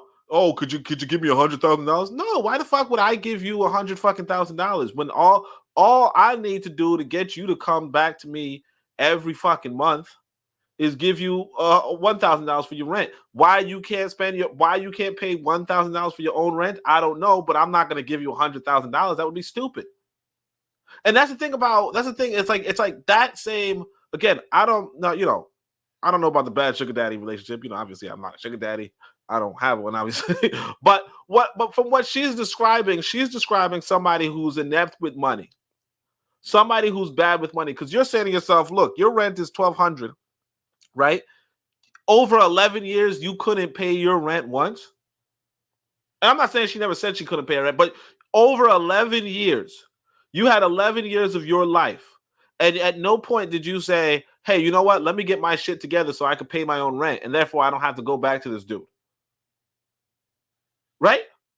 11 years. I mean, a lot of people don't understand how long 11 years is. Now, Barna said that she went to prison and maybe that had some impact on why she can't, whatever. I don't know. But the reality is, but that really comes back to us as Black people here in America, where it's like, you know, we don't understand the concept of nobody owes you jack shit. You know, we like to do that Dr. Clark quote where, well, we don't owe anybody except for a kick in the ass. No, reality is nobody owes us. Nobody owes Black people anything. And until Black people hear that, or Black people understand that, you're not going to go forward. You're not going to go forward. You sitting around saying, man, why my sugar daddy didn't give me $100,000? Because if he did, then I wouldn't need him. Well, duh. He's paying you for your pussy. He's not paying you to better your life. He's paying you for your pussy. The same, you know. I remember one time I was, you know, I knew more socialists at one point, and the socialist guy said something deep, and I even put it in my book because I was like, that's deep, right? But he was like, the white man, the bourgeoisie is only going to pay the proletariat enough for him to come to work tomorrow. The bourgeoisie is only going to pay the proletariat enough for him to come to work the next day. That's it. White boy is not going to pay you enough so that you don't have to come to work, because that would defeat the whole purpose. You know, and I'm not going to say, you know, wage slave or blah, blah, blah, blah. I'm just going to put it straight up. If I had a business and I needed you to work on Monday, I'm not going to pay you for the whole year so that you don't. In fact, you know, even inside of Africa right now, right? A lot of people say, look, if somebody says that you have to pay them, so, you know, this amount of money for the job, you only pay them half. You pay them half up front and the next up later. Because if you pay them the full amount, they are not going to finish. So even in basic African economics, I'm not saying it's basic, I'm just saying that, like, everybody, common sense, don't pay somebody up front the full amount or they're just going to run away with the money. And this happens all the time. When you say, hey, man, you know, let's go on the trust system, it happens all the time. So you know, and I'm not saying that America's not giving you money because they want you here to work for them. I'm not saying that. I think America's not giving you money because why the fuck are they giving you money? You know what I'm saying? it's like with regard to this lady, you know, this lady's like, hey man, you know, I have sex with you on every month. I come and have sex with you. Why you don't give me $100,000 so that I could stop coming and have sex with you? Because that would be stupid, lady. First off, you coming every month. Obviously, you're not my woman. Obviously, all you are is a piece of meat for me. You know? And she's like, but I'll let you shoot up the thing. Yeah, because you're stupid. You let me shoot up the barn because you're stupid. And because I don't want to use the word that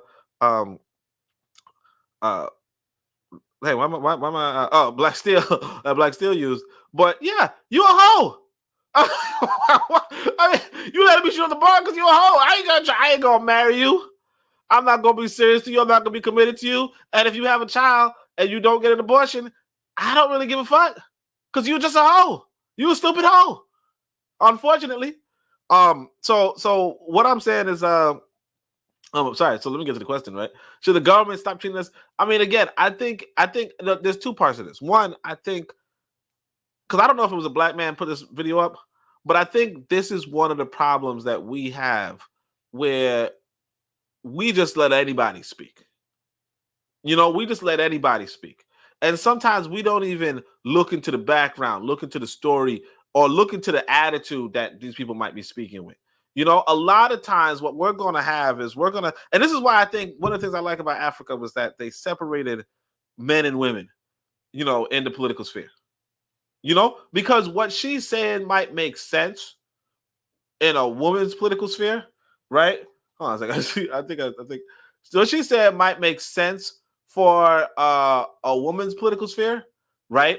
But it don't make sense for men to sit around and listen to her say, it don't make sense for men to sit around and listen to her talk about, you know, oh yeah, we gotta be treated like a better sugar daddy. You know, it's better. It really comes back to like what are the other ramifications of quote unquote feminism? You know, where men are sitting around saying to themselves, you know what, this woman might be onto something. We need to have a sugar daddy. You know, because it's perfectly fine. I mean, I don't think women should say that, but I'm also of the opinion that, you know, if women are saying that kind of stuff, you know, that's on women. The trouble is when you have these male conversations and these female conversations, and the men, and this is something common in America, where the men are kind of taking all of their social cues from women. You know, where a lot of men are repeating the same kind of bullshit that doesn't even make any sense.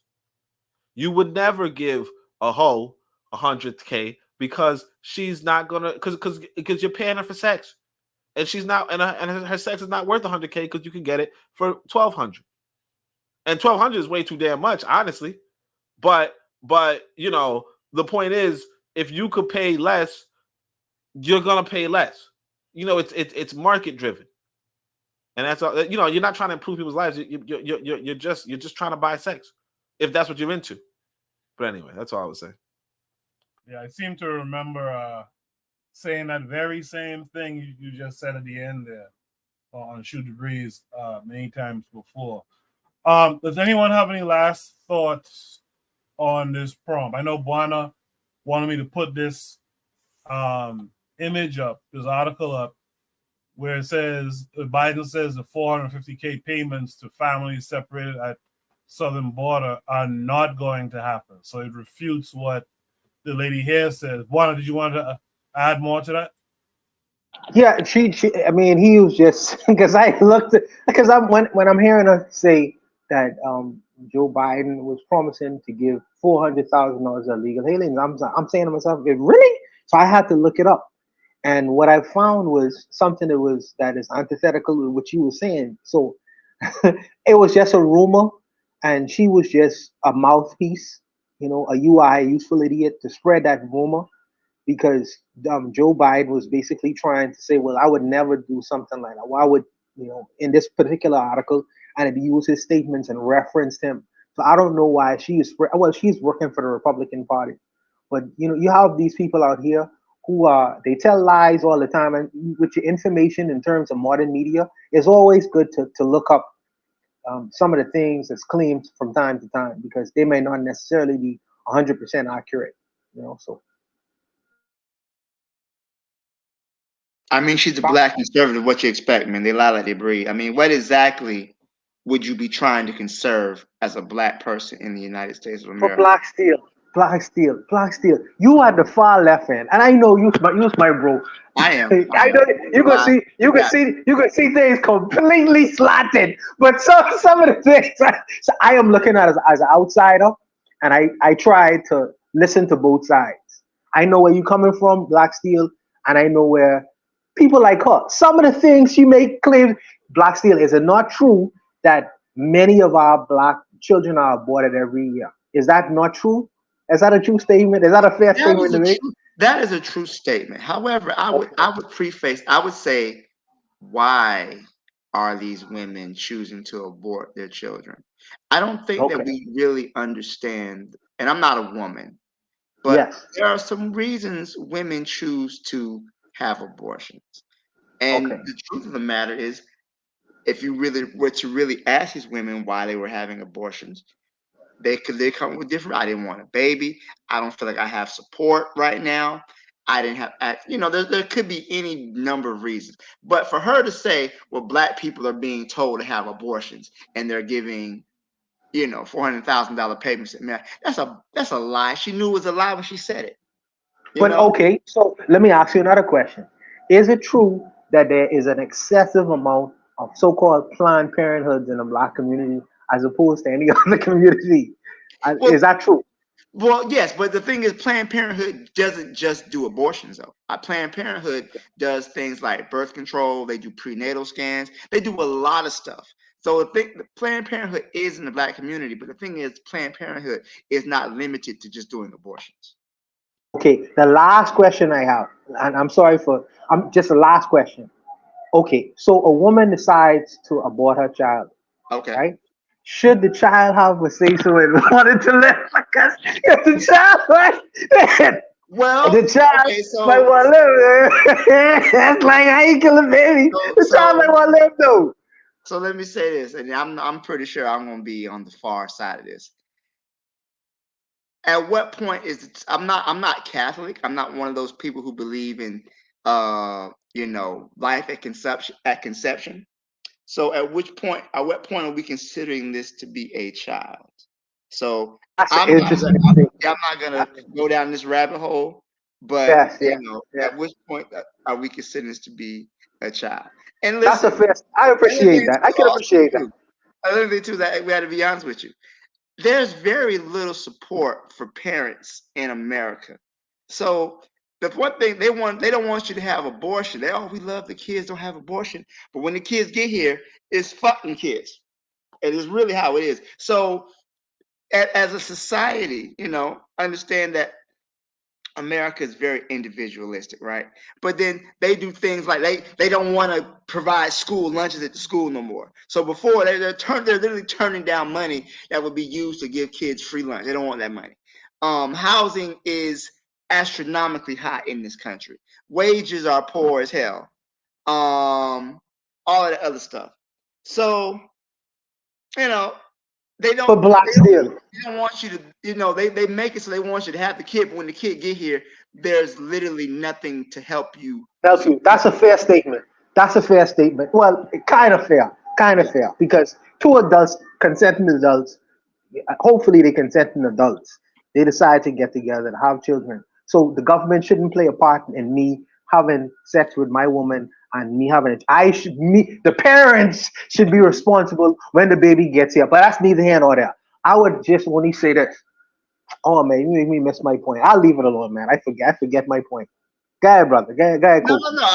I believe that if society should invest in its children, because the children are the future. It's funny to me. Just the other day they were talking about how China is producing so many scientists and so many physicists, and America's not producing because America doesn't give a shit about its young people's education. They defund the schools. They want to ban certain books, and then they want to turn around and lament, oh, look at these other countries are surpassing us. then they want to try to entice their intelligentsia from overseas. I think that any society worth its damn is going to invest in its young people because of the future. Oh, I know what I wanted to say. I know what I wanted to say, Black Steel.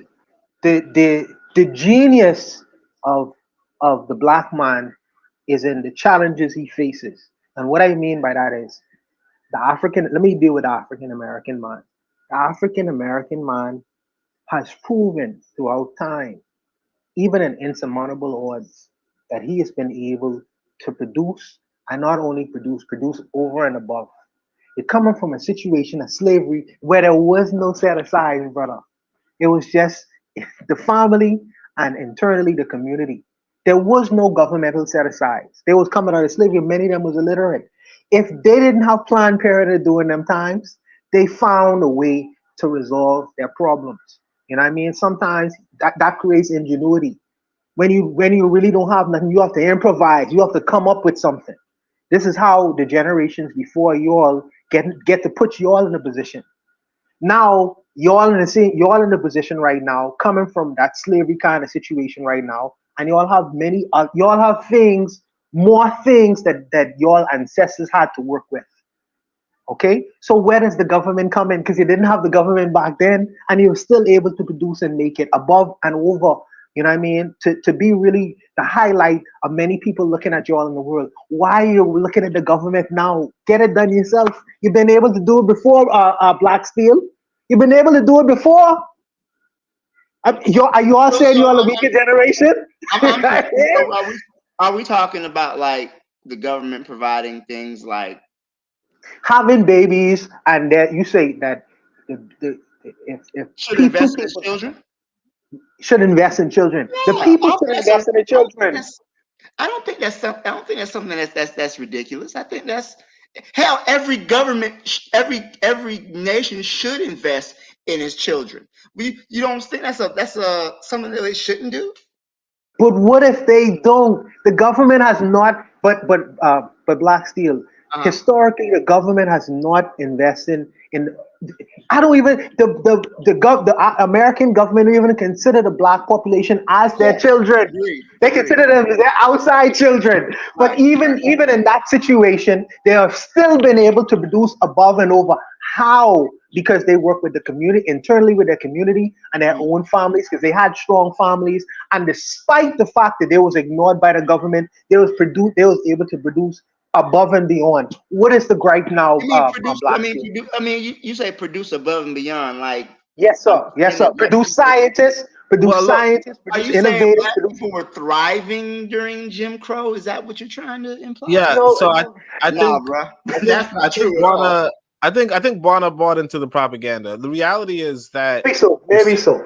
Yeah, the situation before the civil rights movement for African Americans was awful. Was very, very awful. And it's not like it's unknown. You know, one of the passages I remember, because sometimes you just got to read like those autobiographies closely, you know, like Malcolm X, Assata Shakur, so on and so forth. One of the quotes from Malcolm X was that in his city, Lansing, Pennsylvania, I believe, right? 50% of black people were on welfare. Michigan. Oh, Michigan, yeah. 50% of black people were on welfare at the time. So it's you know, this myth that, oh yeah, you know, we were just thriving, we produced multiple scientists, that's not even like, I don't even know where that's from, honestly. But anyway, but after slavery, no, it's from the fact that after slavery, this is a fact. People, many slaves, no, it's not a fact. Let me finish. There are some good black towns, some. No, not the towns. Many. I don't mean to cut you off, Honey. Many slaves had skills after slavery had ended. Is that a true statement or a false statement? Yeah, no, all right. It depends on what you mean by many, but the majority of black folk were in like obviously in serious trouble. You know, obviously.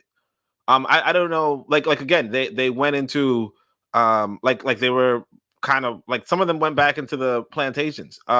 There's actually a lady, I think it was Abraham Lincoln's wife's like servant, I guess, I don't know, but she was pointing out that most black people were, you know, lining up outside of Washington D.C. asking, well, what can we do now? You know, like the reality of economics is that it really would be incredibly difficult if, you know, starting from nothing and trying to make something. Now, there are some black people who did, there were some black independent towns who did, but the vast majority, it was awful. And they went back to sharecropping, and sharecropping was awful. You know, it's very, very, very, very unrealistic. Like, and that's what I say. Like a lot of us kind of like, rose paint, make it seem like, oh yeah, things were pretty good until, so on and so forth. That's not remotely true.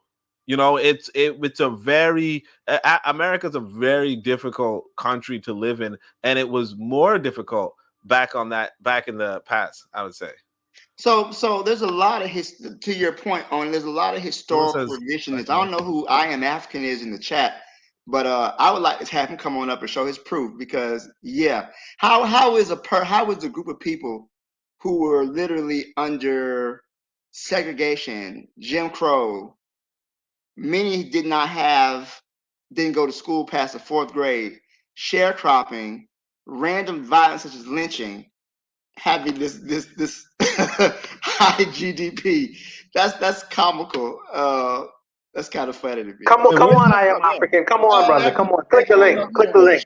Wait, why would somebody say that Black Americans had one of the highest GDP in America? In the 40s. In the 40s. Yeah, what does that mean? It means he don't. It sounds like we got a Republican in the chat with their history. During World War II, I don't get it. During World War II, Black Americans had one of the highest GDP, but the Black Americans are not even a country, so why would they have a GDP? Why would they have a GDP? I don't. That doesn't even sound. Isn't this a depression? I feel like this is depression. Wasn't this a depression? I feel like maybe the highest in the depression. I don't know. But like everybody knows, during the Depression, a lot of Black Americans were like lining up. Like it was bad for Black Americans. Like it was very, very bad for Black Americans during the Depression. So I don't know. The Depression was started in like 1929, but it ended in World War II. So the 1940s was the Depression. And let's be honest, Black people have always been in a depression in this country. Let's keep it 100. Our unemployment rate is almost double that of white people in this country. I think Black Americans were pretty good compared to other Africans, Black nations, but I don't think they were good compared to white Americans. I don't think anybody should believe that, because that wouldn't make any sense. That would contradict everything. Now again, like I said, there were some independent Black towns. They weren't really necessarily rich, although like Black Wall Street was pretty good, right? But beyond that, it was very, very uncommon for Black people to have a good but even Black Wall Street, and we saw what happened with them when Black people started doing a little bit better. White people wiped them out. I Am African. Eat a dick, bitch. I don't know who the fuck you are, man. I'm not in the mood for your bullshit. Come up here and talk your shit, bitch. I'm reading. No, that's all right. But I'm reading this book called Up From Slavery by Booker T. Washington, and I'm learning about like the history of them building like Tuskegee. And maybe, like I say, I only say that I fallen for the propaganda. Maybe I am. And I'm talking to actual African Americans who know the actual fact. So let me ask you all a question. Was Booker T. Washington lying when he was making the claims he was making in terms of building Tuskegee University? Well, did y'all read that book, by the way? He built it, yeah, but he would tell you that Black people were incredibly poor outside of his school. And of course the school was widely funded by white folk. I mean, I don't know. Like, I mean, Tony, why you answering? You're a tether like me. I won Black Steel ads. That's offensive. No, I'm messing with you. Repeat what you said, Buana. What Booker T. Washington? No, I was asking I was reading this book called Up From Slavery. Yeah, I had to read it in school. I had to take African American literature. I had to read that book. Yeah, in terms of how black folks back then actually they actually built Tuskegee. You know what I mean? It's like they had this, and he was trying to cause them to create skills. I'm asking, was he lying in terms of them having the skill set to do these kinds of things. Oh, no. I mean, many black people learn. I mean, think about it. If you look at the southern states, the architecture, all of that was done by black people. I mean, many plantations, the blacksmith was black, the mason was black. They were all slaves, but they had those skills that they acquired in slavery. So the fact that they could build Tuskegee as a school is not something that's completely unheard of. The only thing is just that in reality, just because you have the skills doesn't necessarily mean that translates to economic empowerment. Especially especially right at the end of the Civil War, where you got Jim Crow segregation in place, where black people couldn't live in certain places and couldn't own land, and yeah. So I read up from slavery. You understand, Booker T. Washington was an accommodationist. He was one of those people who wanted to accommodate white people. He wanted white, so he was believed that black people shouldn't really try to vote or try to really upset the status quo, and that they should really work on building their skills and becoming useful to white people and showing their patriotism. He was that's who he was. So I would expect that type of outlook in his writing. Well, yeah, I would just want to add that what he says inside the book is that you take a bunch of impoverished students or what have you, and then they go back into their community, and the community is often very impoverished. So he would say a lot of Black Americans before they went to Tuskegee were very, very backward, and so he was improving us. Like he's kind of like, oh, we might think, we might brag about how somebody's so literate and they could only read 4 words or some shit, or somebody might buy a piano but sleep on the floor type shit, or nobody they're sleeping on straw and type shit, right?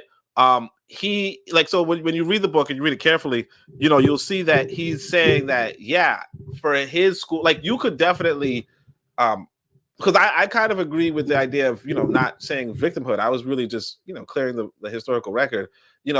What Booker T. Washington was talking about was self-help, but he was not talking about, oh, Black people were on some rich shit. He was like, Black people are poor, impoverished, but we could help ourselves.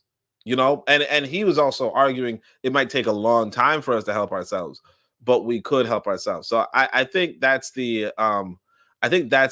big difference. Also, I do like like Trigger Happy said, Booker T. Washington was a covert Pan-Africanist, like in the sense of how to you have to be diplomatic. If you want OPM, other people's money, right? You can't be all fuck other people, right? You know what I mean? Like fuck white folk. So that school, Tuskegee, was financed by white folk. Okay. He needed white donors, he needed white liberal donors, but when behind closed doors, he would try to help out African initiatives and that kind of stuff. But as far as but I think that I completely agree with the whole self-help thing. I was mostly responding to this idea that Black folk was just were just rich up until I don't know. It just doesn't make any sense. At what point were Black people the richest population, I'm guessing, or whatever? Now, Black Americans are rich or do have high incomes compared to people in Africa. But outside of that, inside of America, Black people have generally been the poorest population. And that's been historically ongoing for it hasn't really interrupted. Now you might find some rich Black areas, but the vast majority of Black people are not require more self-help, if you say it, put it lightly. Thank you for that. Only Bakari has returned. Bakari, what say you? What's up, man? Can y'all hear me? Yes, sir. This phone's so ragged. But I don't think Booker T. Washington was an accommodationist. And I may have said that word, but anyway. Now we didn't have no money because everything what they mentioned. But one of the things, Black people was uneducated, couldn't read, write, count, and during when you say sharecropping, that was part of the reason they didn't want you to read during slavery, of course. So then after the enslavement, they didn't want you to read them if you didn't know how to read. They read, write, and count, as the old folk used to say. They could easily steal from you. And I learned this from some people who did sharecropping, and they would explain the difference between some black people who was able to get land and purchase land and have money.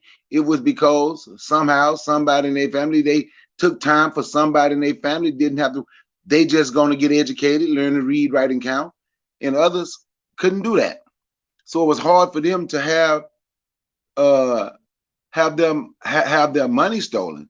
But to say we did everything and we were so much better during Jim Crow, I think that's what only say they're looking through rose-colored glasses. And I tend to look through rose-colored glasses every now and then about that, but I always know the truth and try to speak the truth, understanding about it as well. Like I can mention Mound Bayou, Mississippi, the first black all black town in this country, and it still is the only all black town in this country. But the black people that could not get to Mound Bayou, Mississippi, was not going to have the success, was not as successful, didn't have as much as the black people in Mound Bayou, Mississippi. So no, that's not and I know that's a big thing on social media. Oh, we was doing so much better by ourselves and they took everything from us. Yeah, they took a lot. I don't think people understand the difference sometimes between separation and segregation. It's okay to live amongst yourself, but you should still desegregation, but you should still have the right to do whatever you want to do. But like once you going through that, man, think about it, man, laughing barrel laws and all that, you couldn't smile out in public. No, we didn't have it so much better during those times, like a lot of people want to say on these social media channels. But I think Booker T. Washington is a great man. Booker T. Washington understood the game. He understood who he had to get the money from to do what he had to do. But he also guaranteed those people, while people say, people forget that he always guaranteed those people, we don't want to live around y'all. We're not trying to live around y'all. He let them know that. So I had an utmost respect for Booker T and what he did. I have a question for Brother Akari and Black Steel, both of y'all, even though sometimes y'all are loggerheads. Does the ends justify the means? Because when I read that book, he said that he got like $20,000 from Andrew Carnegie and different sponsors in terms of building Tuskegee. A lot of white dollars helped build it.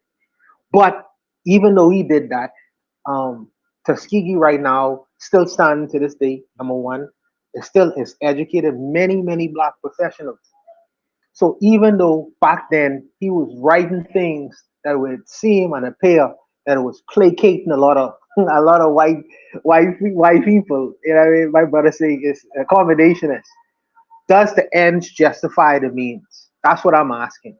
By the way, Brother Bakari, now you say dealing with black people and black people alone and black people should solve their own problems. Now you say, well, needless to say, I'm just asking a question. So well, guess what? A black man solved that problem. Black people needed a school, and a black man figured out how to get that money from white folks. So a black man did solve the problem. But if I say go to Putin and getting guns from Russians, ain't I doing the same thing, though, Brother Bakari? Man, okay. Well, if that's what you want to say, man, if y'all want to no, but I want you to answer the question. Okay, this is what I'm gonna say. This question. Answer this question. No, okay, you asked me. No, you're not saying the same thing. So watch this. Look what Putin, since you bringing them back up, look what Putin is doing to Ukraine. Those are Russian people that Russians is trying to destroy. What do you think he'll do to Haiti? If you say no to anything, what do you think he would do to the Haitians? We'll discuss that later. I want you to answer this question in terms of the end justified. Tuskegee is still standing. He created people got skills. He taught a lot of people coming. Once you read that book and you get into that book, how he's talking about how 7 people was using the same toothbrush. He taught the people a lot of stuff. People had businesses. He taught people how we should work for ourselves. Don't want to, you know, yes, did he have to go get the money from white folks? Yes. Unfortunately, for black people at that time, we didn't make a lot of money during our enslavement. See, I'm not one of the people that don't bother me saying, oh, them black colleges got money from white folks. Unfortunately, we didn't make a lot of money during our enslavement. I'm sorry. I'm sorry that we didn't. But yeah, the end is still here. So what Booker T. Washington did is still here. So yes, yes. In the chat, Black Steel. I mean, I want Black Steel to add to that too. Cool. Sorry for interrupting. So this is kind of what I feel, right? I'm kind of like, Booker T did what he had to do, right? And I don't disagree with that, what he did. You know, he was able to reach out and he was able to get what he needed from white people and enable them to build schools and create. And I think this is a great thing that he did. I'm not going to sit up here and say, oh, he shouldn't have done that. I mean, that was definitely something that needed to be done. Sometimes, you know, when you're in a tough situation, you might have to make choices that don't necessarily you think they're good, but he did what he felt was necessary to benefit his race, and I think that was something that was necessary. Don't think it was bad. I don't think it was good. I just think he did what he had to do. I'm not going to debate the morality of his choice. I just felt like what he did was important. So I think that he went to people who had the money, and then he also, you know, at the same time, Booker T. Washington also behind the scenes, he helped out Black people in other ways. So I think it was intelligent that how he handled the situation. He was able to feed white people's sense of superiority, you know, their paternalism, if you will. Oh, you know, we're helping out the poor, sick Negroes, and we're helping them do good in school and everything else like that. So he was able to benefit Black people in that way. I think that was genius, actually. So history always has a way, you know, we try to look through the lens of history and look at people's actions. And I think Booker T was a man of his time, but he necessarily did what was necessary. I'll stop there. in the chat, Triggavi 262 plus says the book on Booker T. Washington as Pan-Africanist is called Booker T. Washington and Africa: The Making of a Pan-Africanist by Tyreen Wright. You know, I think I'm pretty sure this is true. I read a paper, I guess the paper, the journal article that becomes this book. I read that on this podcast before, actually. So I think you should go back in the archives and probably look up that exact title, Booker T. Washington and Africa, or something like that. I think I read that. So thank you for that. For time's sake, let's go to Shoot the Breeze topic number 3 tonight. Shoot the Breeze topic number 3 says how a Black man became governor of North Carolina. This came with the link to YouTube. We'll watch it and then we'll discuss. Delusional, it's deranged, it's backwards, as much of the American right wing is, but it opens up a very interesting conversation. A Republican candidate for governor, Mark Robinson, who happens to be Black, and this is very relevant to what we're going to hear from him, is in favor of reparations, but not the kind you might think of. What Mark Robinson says he wants for reparations is Black people should give white people reparations as a thank you for ending slavery. Yes. Now, I know you're saying, wait, but David, that doesn't make sense for so many different reasons. Of course.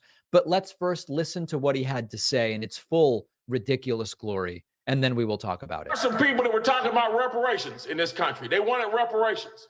And I remember I made this particular liberal so angry at me because I told them right to their face, nobody owes you anything for slavery.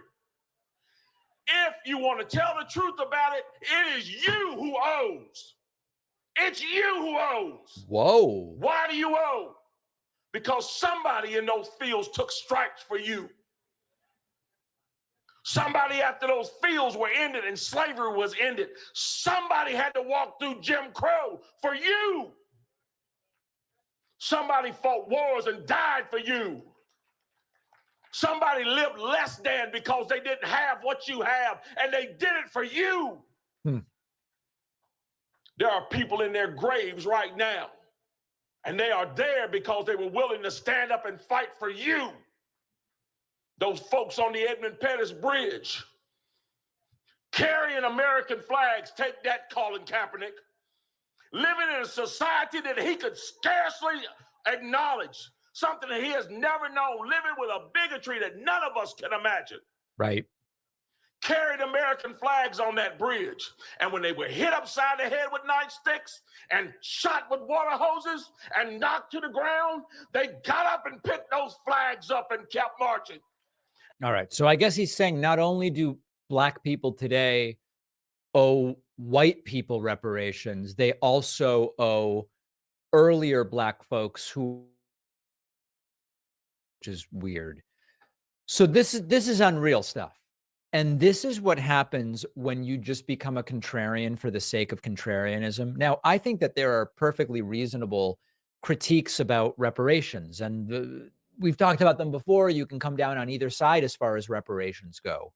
But the idea that Black people owe white people money for freeing them from slavery, ignoring that they were the ones enslaving the Black folks to begin with, is really something else. It's like asking for praise for putting out a fire that you started. And the other important thing to remember is that many white people, including the slave owners, didn't want to end slavery. He's sort of pretending like, listen, white people ended slavery, so you should thank them. No.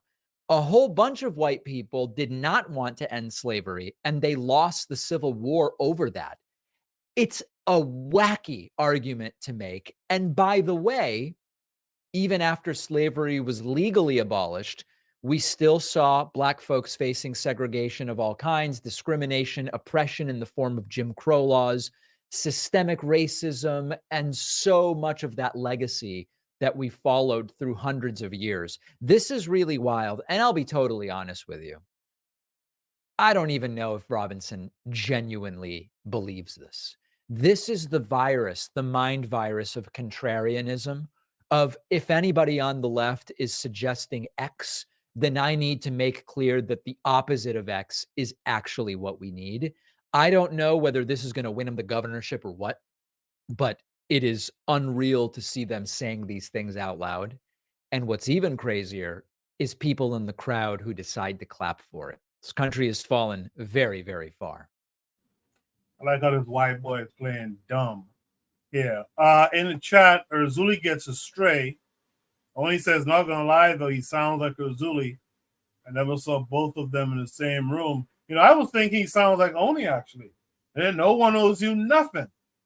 Right? That's how he started that shit. He started off with, no one owes you anything. So to me, he sounded more like Oni tonight.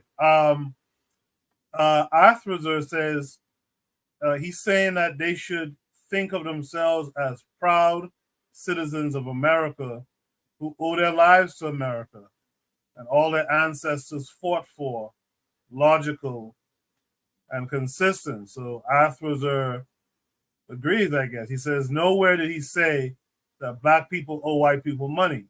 Can't stand people who interject themselves in Black issues. Kofi's out there. He gives the thumbs up emoji. I'm going to start with Oni. Oni, what say you to this? I'm just saying that's cold, man. I don't know. I don't know if that's what he was saying, that white folk don't owe you nothing. Well, I guess I missed I might have missed it. Like, did he say Black folk owe white folk reparations? I don't know. I thought he said, but so I'm sorry. He does say that, but he doesn't say that in this video. So I've seen this video before. So he's talking about the white people who died during the Civil War to free, air quotes, Black people from slavery. Yeah. Well, so a lot of white people believe that because they fought for the Civil War, that black folk don't owe black folk nothing. And I mean, I guess I did kind of say that nobody owes black folk nothing. So I guess I could, I guess it's not too cool. But what could I say here? Well, what I could say is this white boy, for what it's worth, presentation style, he's trying to make his career on YouTube, and he has a professionalism. I mean, not professionalism, but he's trying. He's doing what he's got to do. Like I might get me a mic and talking to a mic and whatever. But what I will say is, this fool. But I thought he said that. I thought somebody said. I thought the quote was how a black man became governor of But it seems like he didn't become the governor, or did he? I don't know. But it seems like he didn't become. Wait, did he become the governor? Black Steel. He's running. He's running for governor. I don't think I don't think he's got elected. I can look and see what's his name again. No, because the thing says 2021, doesn't it? 2021 state convention. It looked like 2021, don't it? I think he won. I think he won an election. You check it out, Black Steel. Yeah. Okay. Yeah, it's white dude. His name is Roy Harper, but he's this Mark Robinson guy. He's running. He's lieutenant governor. This guy won? No, he's lieutenant governor. So he's currently damn a candidate. Yeah. In North Carolina. That's crazy. All right. Well, but that's another thing right there too, man. This is partly one of the problems with this country, honestly. Where because sometimes we say to ourselves, hey, it would be nice if we take over these majority black countries. And it's like, yeah, okay, it would be nice, but who are the people that would take over the majority black country? You know what I'm saying? I mean, because this guy might be, he might be a part of the majority, but as far as like again, I don't think white folk were gonna give black folk reparations. I don't tell black folk, hey, look, white folk not gonna give you reparations. I mean, I guess I do here, but I don't usually. I wouldn't get on stage and talk bad about reparations, because if people want to fight for reparations, they can do it. You know what I mean? Like that, they could busy themselves. They can find that they waste their time. But and of course, if they win, they win. You know what I mean? Like shit. My son can collect. You know what I'm saying? Buy myself a ticket to Africa. But as far as what he's saying, white folk are not into like. This is the kind of black person that white folk like. And I mean, I can't blame white folk for liking this type of black person. Because if I were white, and I'm not, obviously, but if I were white, yeah, I'd probably like these like the way how colonialism works, right? Is you have a population of people, and you have to pick which of them will be the leaders of the masses, right?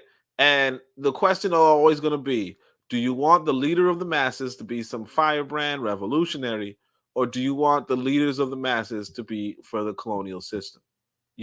And time again. Matter of fact, last week I read some Mau sister, Mau veteran, and she was talking about, I cited another book where they were talking about Kenyatta was handpicked by the British colonialists. Handpicked by the British colonialists. And the same loyalists, the people who were for the British colony or whatever, for the British, on the British side, the loyalists became the government. So like absolutely, I think if I were a white American, I would be behind black coons, black sellouts, black loyalists, black patriots, black so on and so forth. And I think a lot of some black people wake up and say, you know what? If that's what they want, that's what they'll get. That's why when it comes to Booker T. Washington, you're gonna find him publicly saying this kind of stuff. Now, the trouble with a lot of black folk is that they don't know how to be the spook who sat by the door. Matter of fact, y'all remember that movie where if you're trying to be the spook who sat by the door, you're technically supposed to fit in. You know what I mean? You're technically supposed to, this white boy is smoking a cigar, you lean over and out-coon the coon. You're supposed to, but you're supposed to also in your heart or in the, you know, when the lights are off, you're supposed to be a black man. Now the trouble is that a lot, and now there's the trouble with that, is that a lot of people don't know what you're doing behind closed doors, and a lot of people might not necessarily be that much better behind closed doors, right? Classic case being you know, Sukihana or something. Sukihana is going to be a moron on the outside, and she's going to be a moron on the inside. And you might say to yourself, well, so that's why it comes back to you, like you as a person. Can you, because there's a flaw in the whole cooning on the outside, because a lot of people do not know that you're cooning on the outside, and they might think cooning is a good thing. You know, like if I start cooning, you know, and I do it good enough, people might say, oh man, that, you know, you're making a lot of sense with your cooning. And that's going to be detrimental to the wider, you know, thing at that too. So it's like, it's a really weird game that me personally, I say I'm going to opt out. You know what I mean? I say I'm going to opt out and I'm just going to leave the country because I can't coon, right? But if you can coon, and not the country, not the city or whatever, right? But if you can coon, then you know, you have to also balance it out with, you know, doing some real work, you know. Unfortunately, our people, what happens is that a lot of our people are actually just coons, you know. Sukihana actually just a dummy, you know what I mean?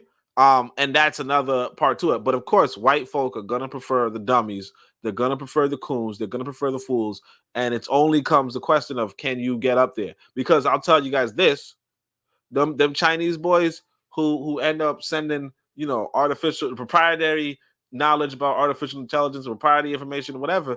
What if I don't know them personally, but I bet you they wasn't, you know, I'm you know, CCP, you know, I'm a communist, I'm really a socialist. No, they were like, America's the greatest country. I'm a you know, I'm a conservative, I'm a whatever, you know, F those black people, whatever. They were doing all that shit. They were playing the game. And then when it was time to dip out, they dipped out. The trouble with us is that a lot of us don't know when the game is being played. And unfortunately, a lot of us, really, if we're being honest, there's a lot of loyalists and a lot of patriots among black Americans. I'll put it that way. I appreciate that. Only let's see if Bakari's still there. Bakari, if you're there, what are your thoughts? This is that's a dangerous dude. I'm gonna say it like old Herschel Walker would say it.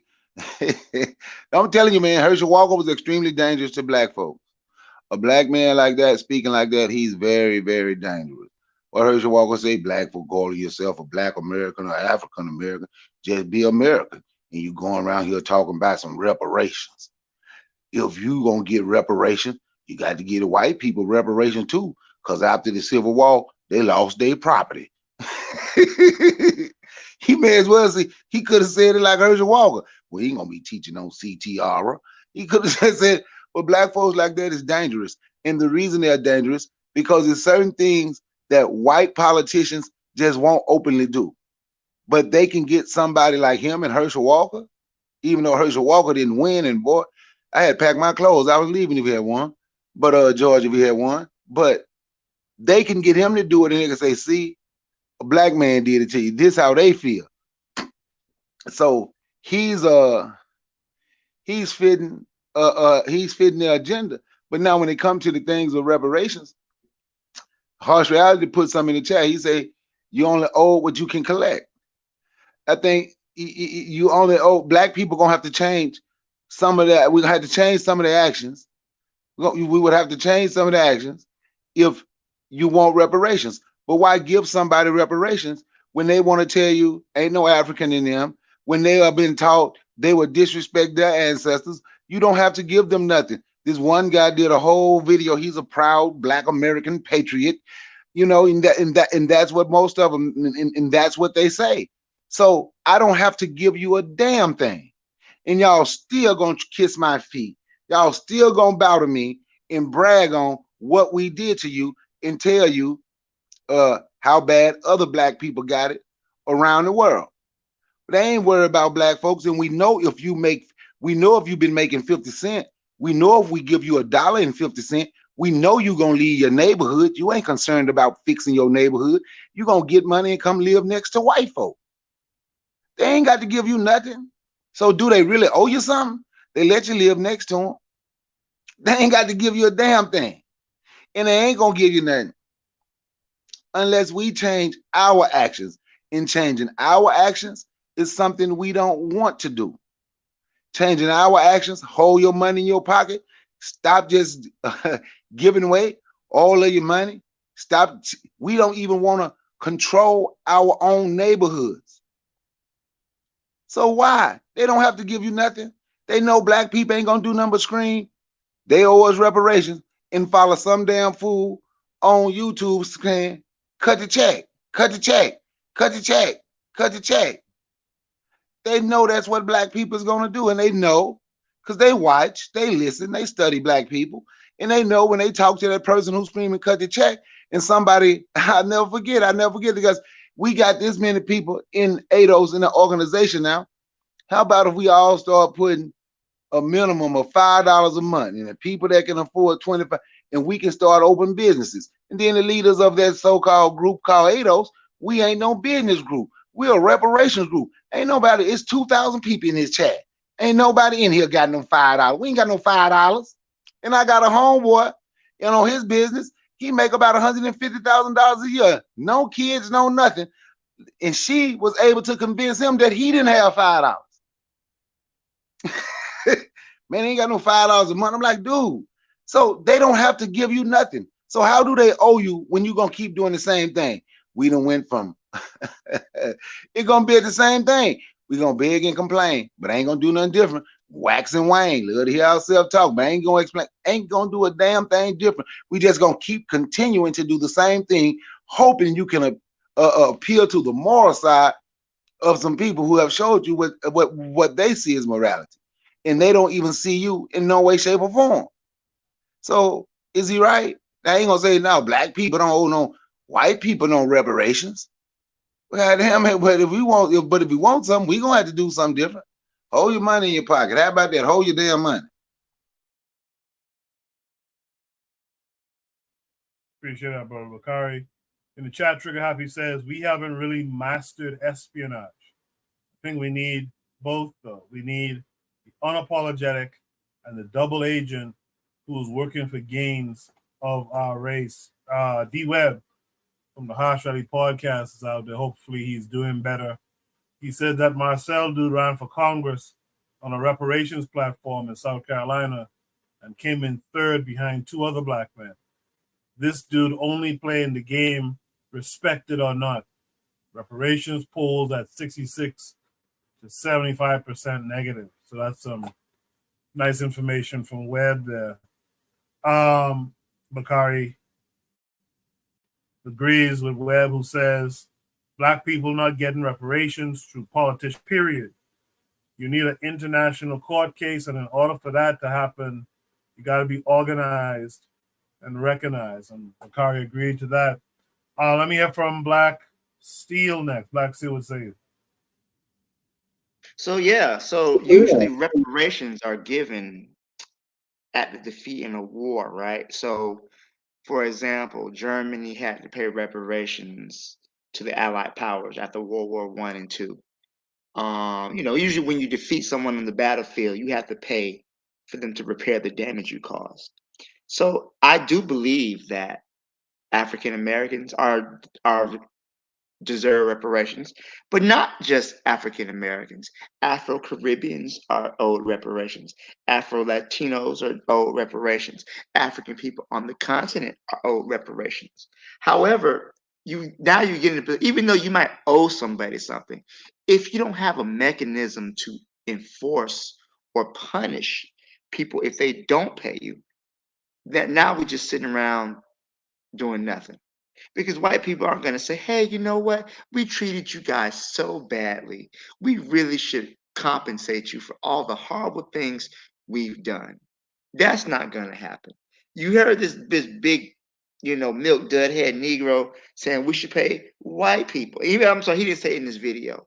But this idea that white people fought to free black people. is something that is often said in conservative circles as a way to absolve them. Is that, hey, you know what? We didn't. I'm sorry, I did get it backwards. Yeah, we didn't just enslave you guys. We freed you guys. So they've always, as a way to kind of downplay the messed up things that they've done. So the reality is, there's not a single. The only soldiers who fought to free black people were the black soldiers who fought in the Civil War. The white soldiers were fought because the goal was to preserve the Union. The ending of slavery was merely a secondary concern, and it only happened because the South couldn't be defeated without ending slavery. So once we know the history, the idea that we owe white people something is comical at best. But that's what happens when you're dealing with psychopaths. You know, they'll sit up here and brutalize you and be like, "Hey, look, we stopped brutalizing you. You should thank us for it." You know, so the conservative grift is very financially beneficial. You look at the Candace Owenses of the world. You look at the Larry Elders and all these other black conservatives. There's a lot of money in telling white people what they want to hear. Just like you have a lot of these people on the, what was the one dude's name? Derek Jackson. And he was just pandering to these women and just telling these women whatever they wanted to hear. Like, and he was making money hand over fist, and come to find out he was cheating on his wife with a bunch of Instagram models. So there's a lot of benefit to pandering to people and telling them what they want to hear. And that's what this guy is doing right now, I believe. It might carry him pretty far in life. And he knows he's not going to get any black people to vote for him, but he really doesn't care. He probably is married to a white woman, if you think about it, or not, who knows? But he's gonna benefit from the lies he tells. There's nothing, you can't really be serious with this guy. I'll leave it there. I appreciate that, Black Steel. I guess that will take us to Buana. Buana, you had Yes. everything everyone else had to say. What say you? Yeah. When I hear Black Steel speak, and when I hear Brother Bakari speak, I'm asking myself, why are these brothers not having a run at the process, in some capacity, run for some kind of office, man. Brother Bakari, he has a common man touch, which many people don't have, and he speaks in a very impassioned way. And I think that he could, I think that really is a calling that he is really trying to run away from. I think that he would be very successful at that. I don't know if he's willing to play that game. Neither is Black Steel. I don't think their brothers willing to play the game. But I think that they have the capacity to do the jobs very well. Even though they may take different kinds of political positions, when I hear them speak from time to time, I think that they would be very successful. But it's just in terms of playing the game, and I think that that's probably keeping them away from that. And I won't hear Brother Bakari say aura again, because aura is a unique word in Mississippi's parlance. When I hear him say aura, aura, that's crazy, right? But needless to say, this particular guy, he is who he is, and I think it's a little bit patronizing. Black Steel, you all brothers on the left, you got to talk to your white brothers for saying that this guy doesn't know his own mind when he says that, well, I don't think that he really believes these things. Of course, there are black people who have this political opinion. They have their political opinion. They are convinced. So for you to suggest, this white man to suggest that this man don't believe what he believes in, to me, it's a little bit patronizing. He knows his own mind. Now he have a political interest that's different from many black folks, but he knows his own mind. Why would you suggest that he don't believe in what he's saying? Of course he does. He's a grown ass man. If he take a position that's different from what you believe, that's okay. That's okay. But don't say that I don't really don't believe I don't believe that he believes what he's saying. Why not? There are a lot of black American nationalists inside America. They live in America. We look at things from a very Pan-Africanist lens. And I think that sometimes that could present an issue because we say the world is right in perceiving things through a black lens. But these people are common day African American people. They grew up in the system of America. They may have not been educated like how y'all have been educated. So they see the world as America first, as American citizens. So of course they are black American nationalists who have these and hold these views dear to their heart, because in their minds they are citizens. Now we consider these people to be like crazy people, Uncle Tom's Coons, because we understand things from a historical perspective. We understand things beyond the regular man's perspective, beyond a regular man's perspective on the street. But these are just common day regular American citizens. They just happen to be black. So of course they're gonna see things from an American lens. Through an American lens, whether it's through a conservative lens or through a liberal lens. Nonetheless, they live in America. They grew up in America, so they're gonna see and perceive things through an American lens. So for him to suggest that he don't know his own mind, to me is a little bit patronizing. And it's coming from the left. It's coming from the left. But I don't agree with what this man has to say. I think that what he has to say is ridiculous and crazy, but he have a right to hold them views. Just like my brothers, other brothers who live in America who hold completely different views. Completely different views. There is a space for that over there inside the United States. There's a space for that. But I'll leave it there. I'll just leave it there. You know what? I just want to say, there's a long chat, history. Oh, go ahead.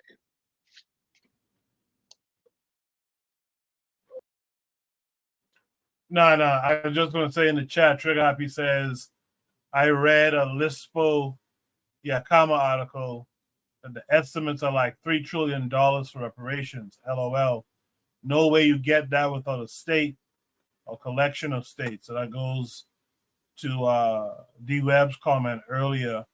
Real Black Gentleman in the chat says the count starts at $100 trillion in Dr. Clark's voice. Black Seal, go ahead. I was gonna say there's been a long history of black people being conservative grifters.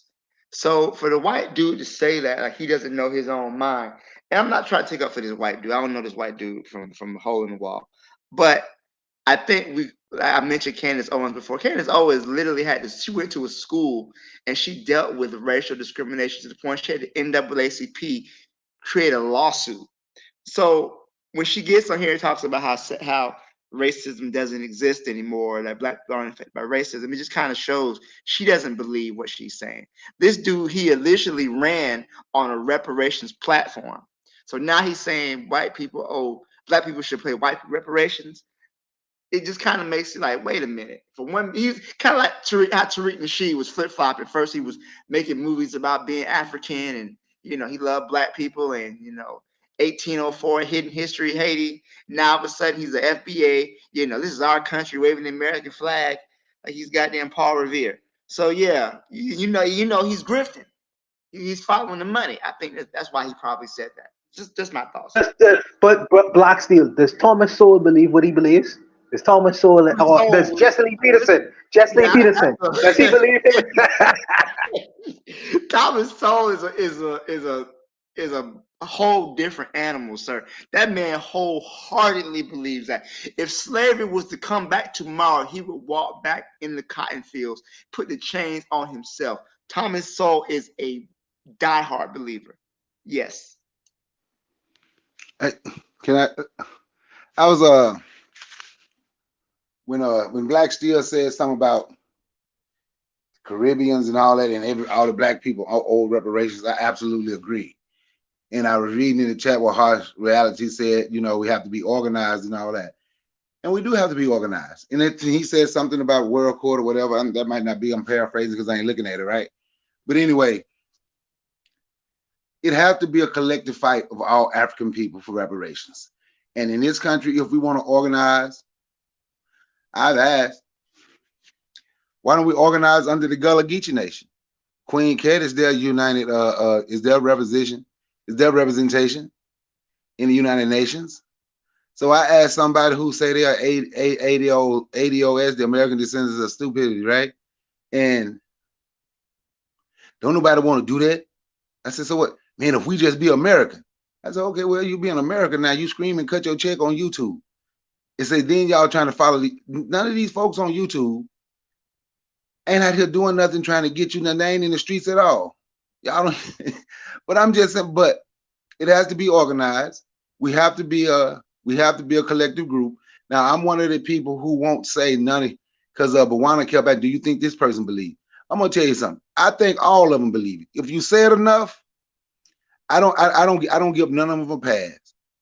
Candace Owens, Tariq Nasheed, and I don't even know why they are important because especially Tariq Nasheed, Jesse Lee Peterson, Thomas, all of them. Whoever said they ain't crap on black folk, I don't give them no pass, and I don't try to figure out a way to say, well, you know, they don't believe that they just grifted. No, they believe what the hell they saying.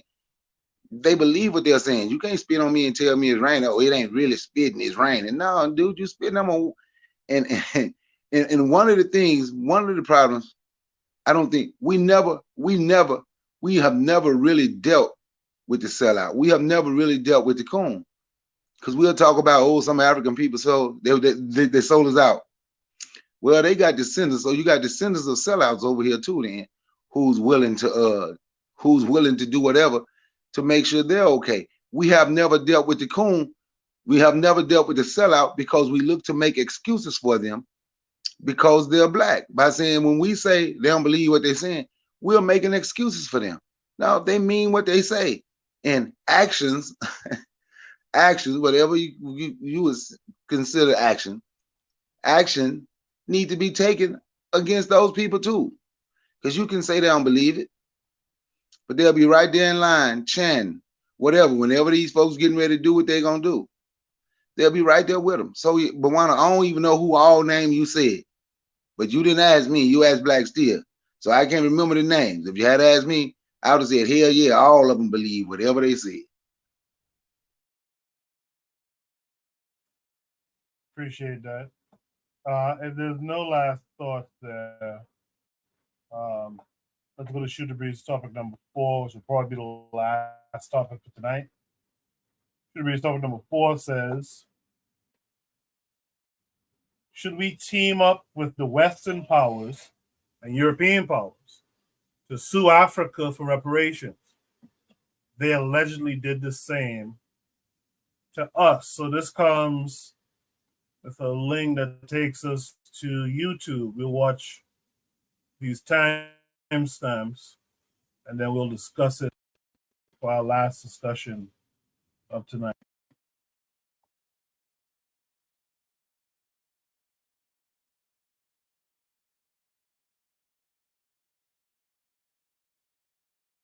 Bro, it doesn't matter how many letters you got behind your name. A lot of y'all dudes ain't too stupid to understand that. Even in your old age, your big degrees, your law firm bullshit you be talking about.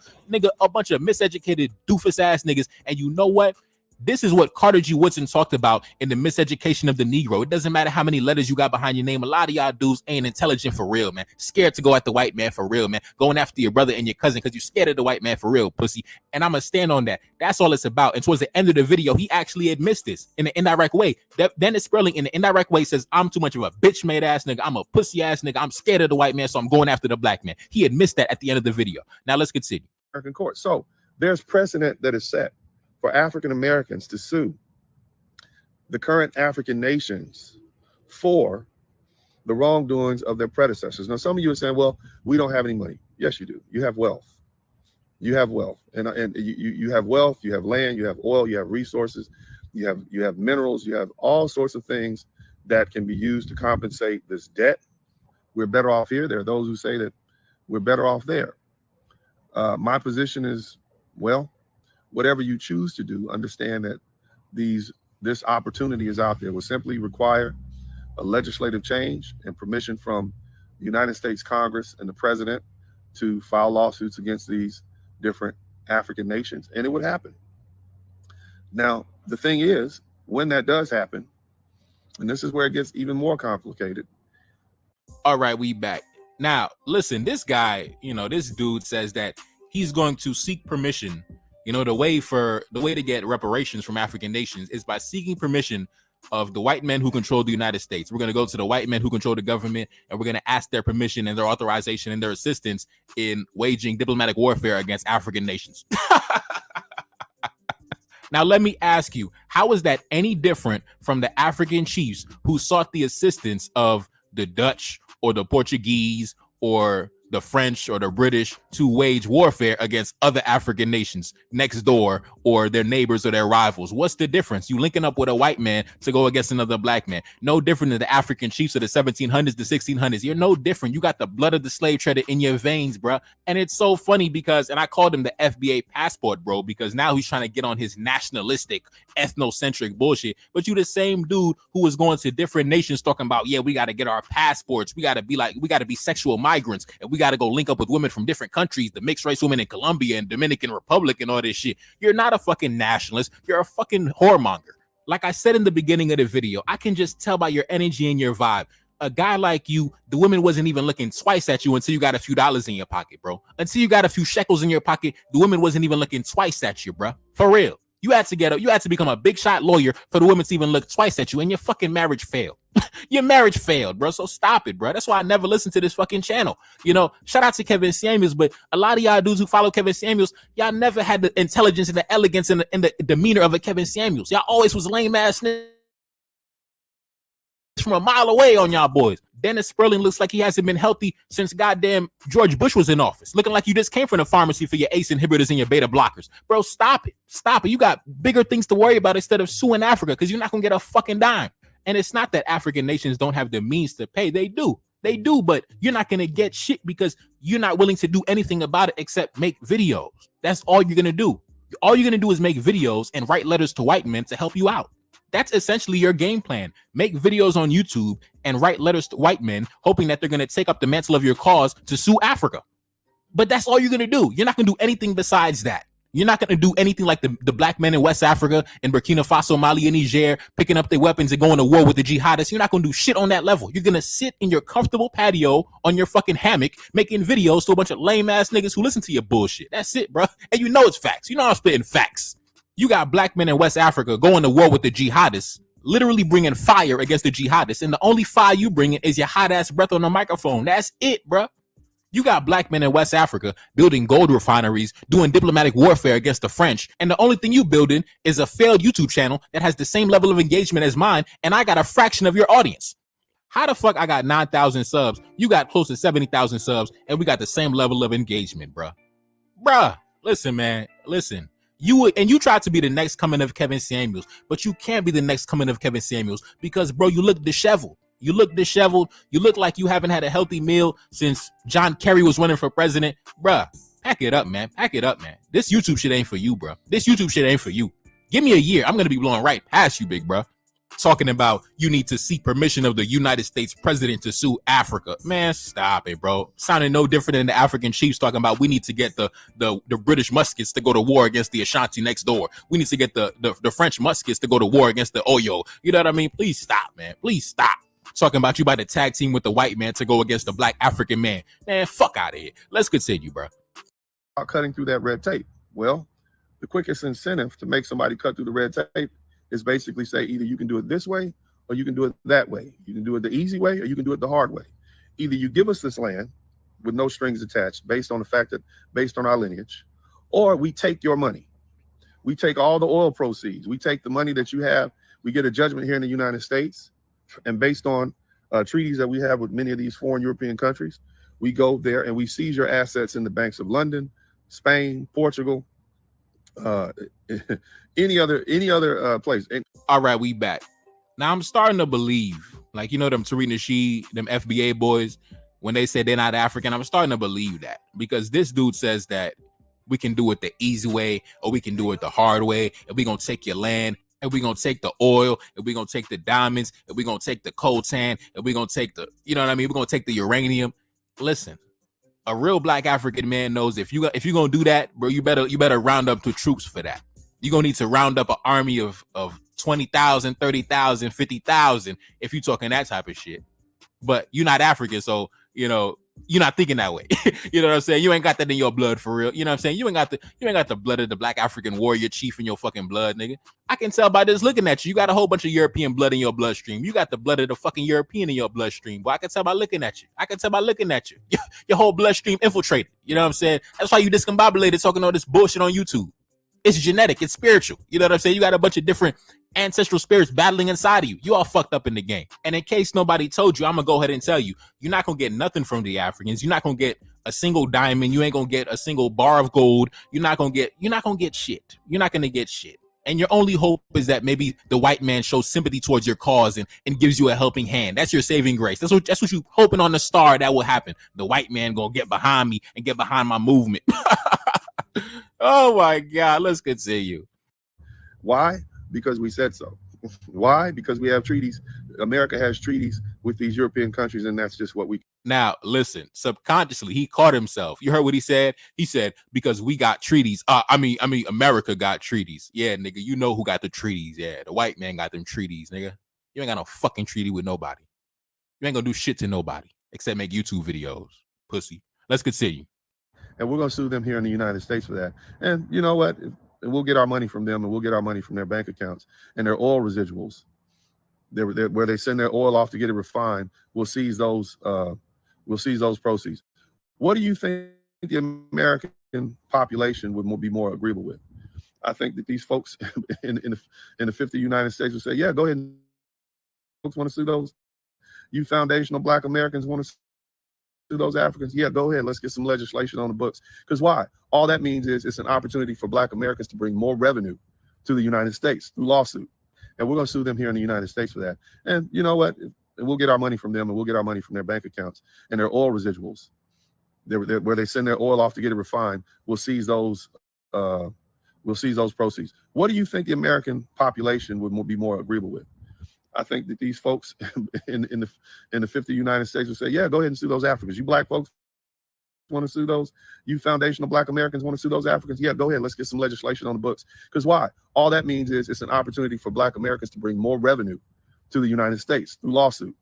Now, in this section of the video, he basically laid out his game plan and his strategy and his sales pitch to the white man, basically saying, listen, good white man, you got to get behind us. You got to get behind our movement because we can bring you a lot of money and a lot of revenue to your government. We can bring you a windfall of cash. Help us attack the Africans and we can split the bread together. We can split the cash together. Yo, bro, you a Native American. That's what you are. You indigenous to America. You're not no fucking African. You ain't no descendant of Africans. Talking about we about to split the profit with the white man. What? This dude said we gonna split the profit with the white man. Nah, I'm taking it back. This dude said we gonna attack the Africans and then split the profit and the proceeds with the white man. Man, we out, man. Let's continue. That they're old. And who do you care? Why do you care if your $1 trillion comes from African nations or some insurance company somewhere? Why does it matter? As long as you get the money in the bank. Who does it matter? Right? As long as you get the money. That's one of the problem I have with the Black capitalism thing too, man. Long as you don't matter what you're doing, you want to sell poison to your own pregnant mama, right? Long as you getting it, what does it matter? You know, I have a huge I don't understand. I have a huge problem with that. But I'll start it off. Let's start off with Oni on this one. Oni, what say you? Why the dude's mom still pregnant? You know what I'm saying? He big and she's still having babies. No, I just messing. That was awful. I didn't hear the N-word in I don't know. I feel like a long time. And this dude just dropped it 20,000 times. But I want to stay on topic, but still, it's just if we asking our people to do better, we got to do better. And it's not too difficult to just stop using that word. You know what I mean? But of course, it's not about that word. Should we team up? No. As soon as you say, should we deal with the Western power? No. It doesn't matter what it's to do. Should we deal with the West? No. But as far as should we deal with the Western power and European power to sue Africa for again, black people do not there's two things to this. One, you don't understand reparations, right? Reparations is what the loser gives to the winner. Okay? Is what the loser gives to the winner. Because when two forces fight, right? The one that wins says, okay, now pay for that shit.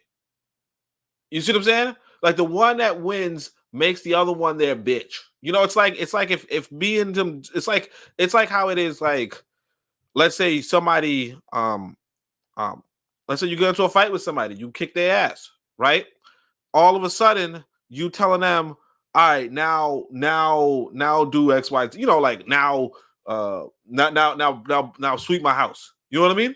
Or you beat them senseless, and then you say, all right, now get up and clean up this mess, right? That's what reparations is. That get up and clean up that mess after you kick somebody's face in.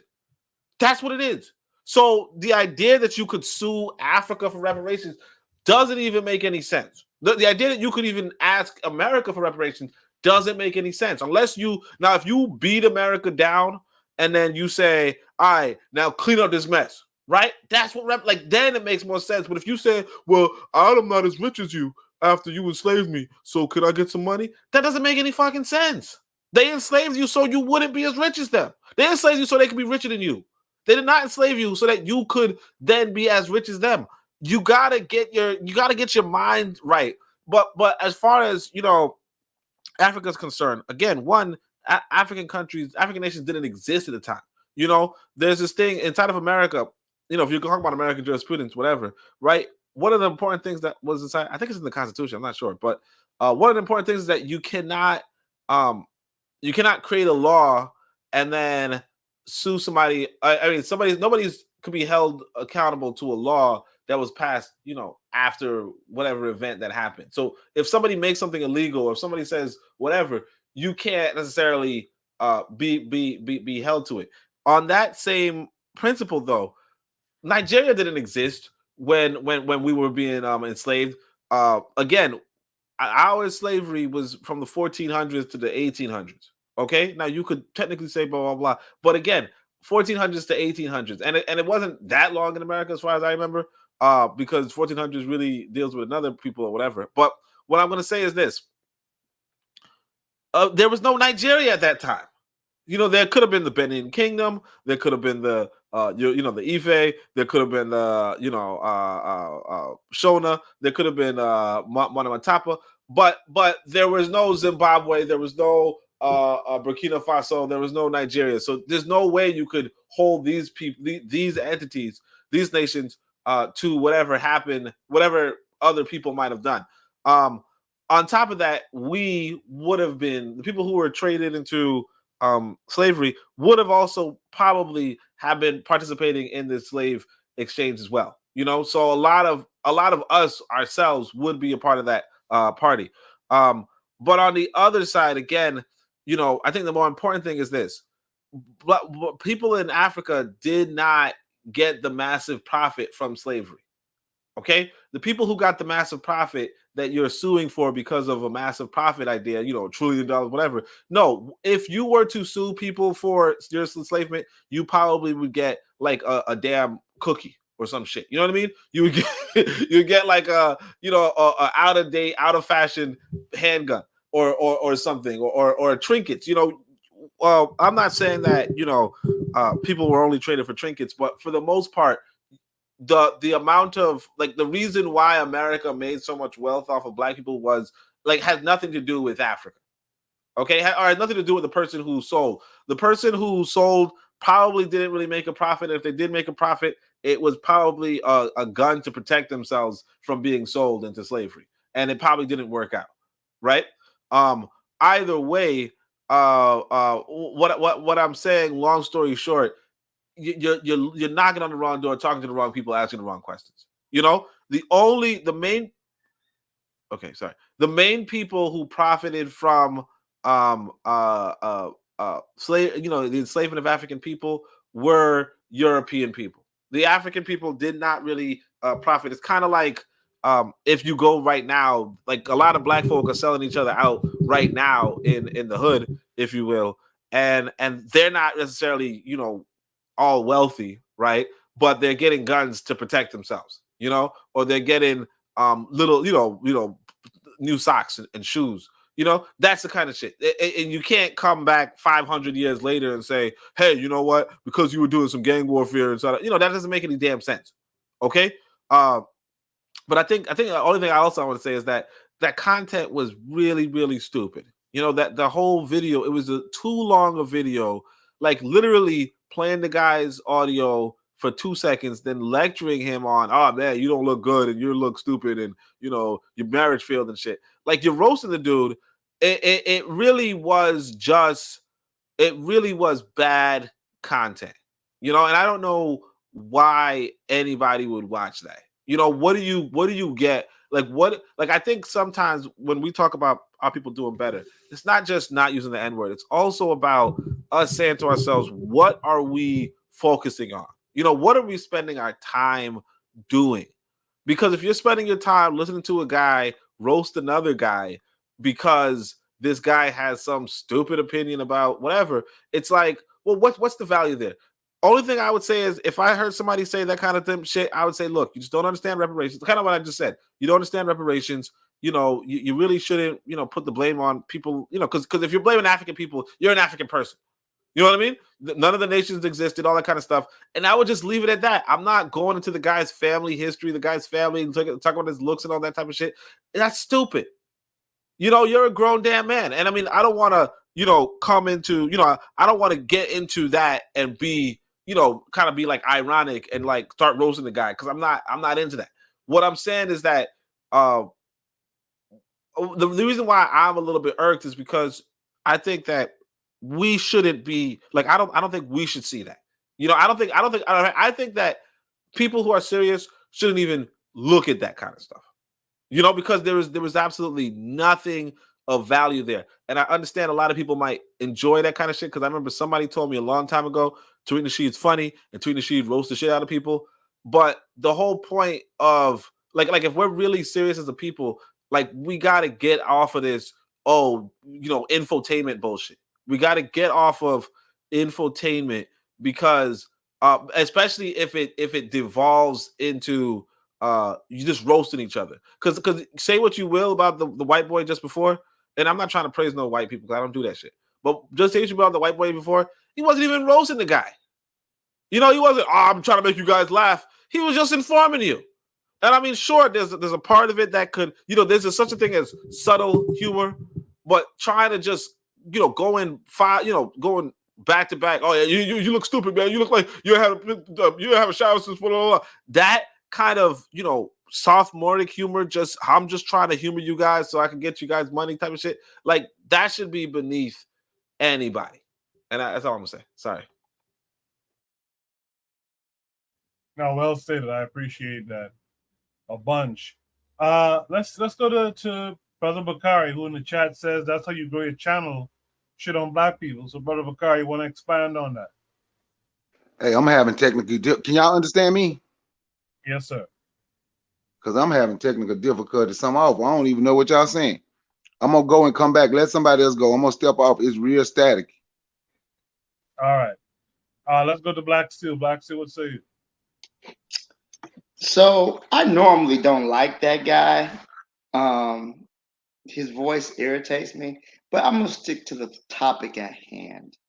So this is my problem with one of my problems with these FBA ADOS Negroes is that they would rather hug up under white people to attack another black person than to attack the true source of their problems. So the idea that you could sue African nations for participating in the slave trade, as opposed, and I say participating in air quotes, because they didn't participate in the slave trade the way we think they do. And that's why I love How Europe Undeveloped Africa by Walter Rodney, because he really breaks it down. He says, when one tries to measure the effect of slave trading on the African continent, it is essential to realize that one is measuring the effect of social violence rather than trade in any normal sense of the word. So we're not talking about white people just came to Africa and said, "Hey, you want to buy some slaves?" And the Africans greeted them and like, "Hey, you want to buy some slaves? We got a few extra slaves for sale." No, white people they created the fortresses. They created the guns. They initiated the conflict. They would give the weapons from one side to another side, and then they would, kill the captives in between. It was a very organized, systemic thing. So the idea that we're gonna go after these African nations, which probably don't even exist anymore. There's no Benin Kingdom anymore. There's no Kingdom of Dahomey anymore. There's no Kingdom of Ashanti anymore. These kingdoms don't exist anymore. But yet you rather go after them. You rather go after them than the fucking Portuguese, than the Spanish, the French, the Dutch, the English. You don't want to go after them, but you want to go after your black brothers who not only lost people to slavery, but they were then colonized. So these African nations did not get wealthy because where is the wealth at? Where's all this money we talking about? Where's all he's talking about all these hidden millions of dollars that were made by these African nations and what the fuck? They hid them in the Cayman somewhere? They hid them in Switzerland? This dude is a joke. This dude is a clown. What the fuck is Dennis Sperling talking about? Man, go back to Dominican Republic and trick off some little 12-year-old girl trying to feed her family before you come here talking some bullshit. What the fuck is he talking about? It's quite shameful that you would really sit up here and talk about, oh, and then we'll have white people support to go after their money. What are you talking about? So you would really want to sit up here and pursue the victims of slavery and colonization, because what Europeans would do is that they would arm one group of Africans against another group of Africans, and then they would take the captives. So people were losing their families, losing their friends and their family members. Many African groups did not wish to trade in slaves, and the Europeans would not accept any other method of currency but slavery. But in this man and his ignorance, and that's one thing what Kwame Ture said, I'll always remember this, that living in America not only makes you stupid, but it makes you arrogant in your stupidity. This man is arrogant in his stupidity. He is so dumb. But yet he sit up here and talk about how we're going to get money from African nations for what? The Kingdom of Benin? We're gonna get from the Ashanti or whatever. But yet you got literal country like Belgium that made itself a world power off the blood of 10 million Africans in the Congo. Oh, we're not talking about Belgium. Spain, France, Great Britain. They had a whole entire Royal African company that made millions of dollars, 700% profits made off the blood and sweat of African people. They're the people who supplied the weapons. They supplied the ships. They built the coastal forts. They brought in the raw materials. So every leg of the trade was controlled by Europeans except for one. But you want to circle in on the Africans and whatever role they played again, which is whether or not they cooperated, whether or not they were fighting back against their enemies who were armed by their enemies. There's a lot of nuance in that. But the fact that you're going to skip past these crackers and focus on your own people, man, go ahead and be a passport, bro. Go back to Colombia, find some poor little Latino girl trying to feed her family, and mess with her, and stay out of grown folks' business, because he's a joke, man. I'm not even going to comment on his appearance. That's not what I'm here for. But his thought process. This is the thought process of a colonized black person. This man his mentality is very dangerous to the massive African people. When I said we're gonna have to fight against our own people for our liberation, that's one of them niggas we're gonna have to fight. And I don't only like to use that word, but that's one of them niggas we're gonna have to get rid of for good. And Dr. Umar voice. I'll leave it there. All right, Black Steel. Bakari's back. Let's see if he can hear us, etc. Bakari, what's up? Yeah, I can hear you. Can you hear me? Yes, sir. Okay, yeah, this dude here, He's a clown. The channel that you see. You know what? You don't show your face, that's cool. But when you sit here and you talk ish about people and talk about somebody scared of somebody, and you want his voice and the way he talk is just shit nerve wracking. But he talk ish about everybody and people scared of this and scared of that. Is he black or white? That guy that did that video, was he black or white? Don't nobody know. I know because he won't show his face. He'll talk about everybody else. Now, there's other dude right here who talking about we should be suing Africa because it'll bring so much money to the American back over here to the United States. Why would FBA want to sue Africa when they say they are indigenous to America? That don't make sense at all. If you from here, you ain't African, because they say they ain't African. They the foundational Black Americans. So if they're not from Africa, why would you want to try and sue Africa? But once again, we always want to put white folks in our mix. We always looking for somebody else. Man, it's like it's just crazy. And when I say children of the world, when I said it earlier, this is another example. Now, Africa don't owe us nothing, because I've had conversations with people that would sit and say nothing happened to Africans during slavery when they came there. I say, so you telling me people that lost their family, nothing happened to them? They were just okay. Somebody came over there with guns, black boots, stomp you, rape you, rob you of everything, take your family, halfway around the world, and slavery didn't affect them. People being enslaved, the system of slavery didn't affect those people. That's an absolute lie, and it's absolutely insane for someone to think that. If they're going to talk about somebody on, instead of trying to go at African people, we should be trying to go with African people. We should be trying to go with African people so we can try to fight this thing. But I was talking to my homie Oni the other day, and one thing that we agreed on, most black folk ain't trying to figure out a way to fight white folk. And that's just a fact. We're willing to lay down and just take it. The honest truth. We're willing to just lay down. We're not trying to, most black folk ain't trying to figure out a way, don't want to figure out a way to fight white folks. Fear is a sun gun, and they instill the fear. I'm gonna say God, because I think black folks kind of like damn near see him as God almost, the supreme people on earth. They instill the fear of God in some of these black folks, so he's a coward, he's a clown, and what he's saying don't make sense. You know, he don't want to go, like you said, don't want to go after white folks, because most black folks in attempting to fight white folks, they don't want that smoke.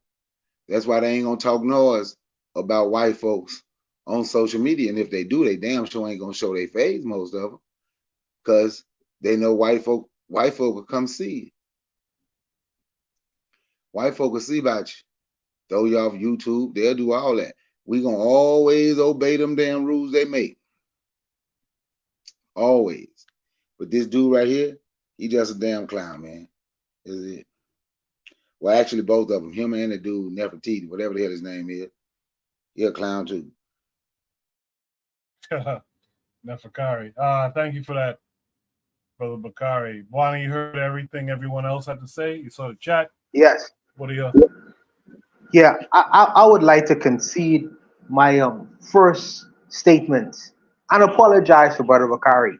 A grown man can know when he's wrong in his analysis on something. And after listening to this man, I understand where Brother Bakari is coming from. This man is a coward. And he says he will run to his white daddies to solve his problem. If you have a problem with Africa, with African government telling you why you don't fight, why you got to go to the white court, why you go to the white courts and petition them to fight on your behalf. You say you want to sue African. You don't own the courts in America. Who are you going to sue? You going to the white man's court to sue black people in Africa for money from them? Why you don't go do it? Why you don't go petition Africans? Why you gotta why you gotta resolve your problems by running to the White House? And this is the same thing Bakari is saying. I just didn't see it, Brother Bakari. I apologize at the time on this particular issue. I just didn't see it. And this argument made me see it better. This is why I tell you from time to time, you can't leave YouTube, because some of the arguments sometimes, when it's considered, you have to give the brothers some times to think about it. You can't just leave. You have to give the brothers some time. But you know what? You are absolutely right. You are absolutely right. When they say we the children of the world, only a child will run to his daddy to solve his problems for him. He gonna go running to his daddy. This guy right here. And I was talking like that. I just didn't see it at the time. I didn't see it at the time. And Brother Bakari say, well, if you can't solve it to yourself, well, to God be damned. Maybe that's the case. Maybe that's the case. After listening to this kind of conversation, because in fact, this man, he have a white daddy. He don't go beg his white daddy to solve his issues. Why you can't do it? Why you can't do it? You won't play, man. Why you can't do it? So he, like I say, I concede Brother Bakari's original statements. I was wrong, and on this particular point, he is absolutely right. I understand where you're coming from after watching this video. This man is a coward, and I don't want to align myself with this kind of individual, because I'm not this kind of individual.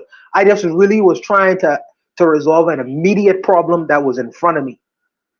An immediate problem. You know what I mean? An immediate problem, like I say. But in retrospect and looking at this video, I was wrong, and I have to change my position. So I will leave it there. I'll leave it there. Any last thoughts on this prompt? Yeah, what happened to Buana's drink? You drinking water tonight? No, I'm drinking. Make no mistake about that. But I was just wrong. I was wrong. Hey, what you drinking, Buana? I'm drinking rum and coconut water, but you know what I mean? I was wrong, Brother Bakari. I was wrong. He said that rum, the home of the pirates over there in the Bahamas, man. Our ancestors from the Bahamas, stealing them ships and stuff with the white men. They love that rum, man. Y'all love that rum, man. You got it honest, Buana. You and Coco, y'all got it. Let me explain rum to you all. Let me explain rum and tobacco to you all. Because the brothers don't understand rum and tobacco. All right, in the church, right? What they say? In the church, they give you something called communion, right? Communion is when they say they give you the grape juice or wine. They say this is the blood of Jesus, right? And then they give you the wafer. They say this is the body of Christ, right? But rum and tobacco is our communion, and I can explain that right now because people don't understand. Brother Bakari, on the plantations, right? They had sugar and tobacco on the plantations. That's right or wrong in the Caribbean. So the sugar, you would create the rum. The sugar canes, it would create the rum. And the tobacco we smoke would create the cigars, right? On that same plantation, our ancestors, they till the land, they use the land, and they get buried in that land. They get buried in that land. In the same tobacco plantations, we're growing the sugar canes and tobacco. We are smoking and imbibing our ancestors over and over again. It's communion. It's the same kind of communion. It's the same kind of communion. You know what I mean? We imbibing our ancestors. We smoking our ancestors. We drinking our ancestors because they are part of that land.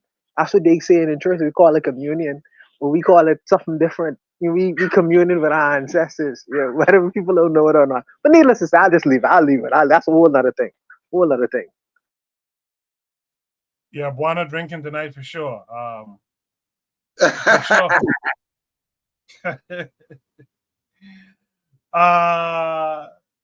That's the show for tonight, man. Before my panelists drop off, let me get their positive shout outs for the week. Bakari, let's start with you.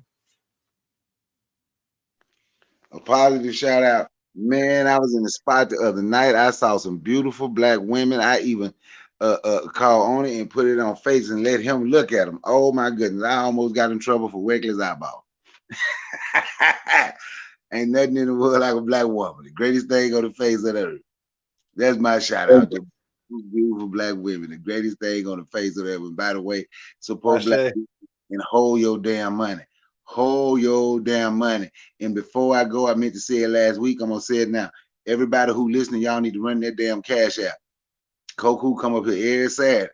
He ain't never, I don't think he ain't never thanked nobody but me and maybe somebody else for shooting him something. Y'all need to run that damn cash app. Put that cash app in the link, Koku, so they can see it. Run that damn cash app. I appreciate that, Bakari. Thanks for that. Black Seal, what would you like to shout out this week? I just want to shout out everybody on the panel, man. Great show tonight. Great show. I enjoyed my time. I look forward to seeing you guys next week. Appreciate that. Afro Native World earlier in the chat said, what a spin to Buana's little talk about rum and tobacco there.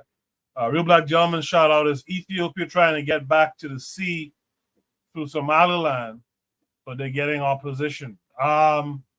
With that said, only what would you like to shout out this week? I'll shout out. I got finally. I was working on a book for like, I don't know, maybe a year now, and I think I finally finished the first draft. So I'll do, you know, the unthinkable. Shout out my own damn self. So there you have that. Couldn't think of anything else.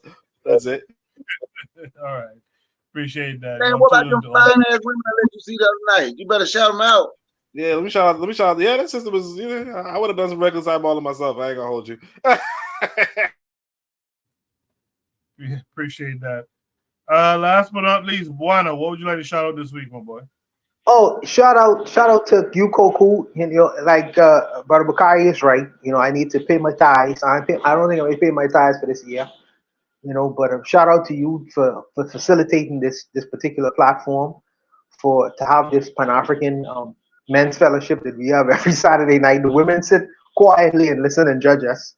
Hopefully they'll come on from time to time, but you know, I really appreciate these kinds of dialogues because we can hold each other accountable and you know, just have conversations from time to time. It's an interesting thing, interesting feature. Also, you know, besides you, Koku, and telling you that you should be supported financially as well for your time and effort. I gotta continue to push Matron as well in terms of her audio books and voicing the audio books for the Black world. I think that's an extremely important thing to do, and I think that we should also support that as well. I think that we are a small community, but we are consistent and we are growing.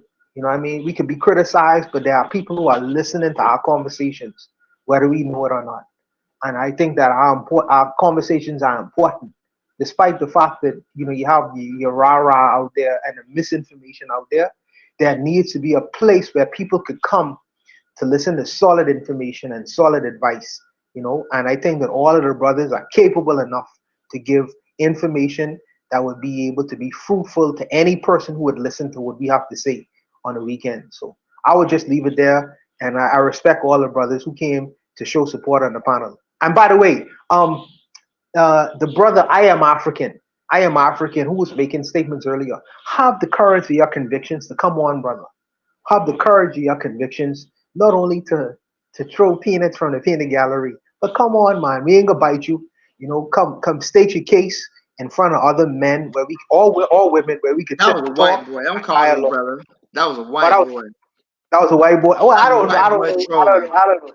Yeah. Okay, well, maybe maybe my brethren Black Steel know better than me, you know, but I'll leave it there. Hey, let me give one more shout out. Shout out to the Bahamian communion with the sugar cane, tobacco, and rum. I'm gonna give shut up. I'm giving you a shout out, bro. What you mean? You gonna tell me you said it? Now you telling me to shut up. I'm showing respect. All right. I apologize. You got your.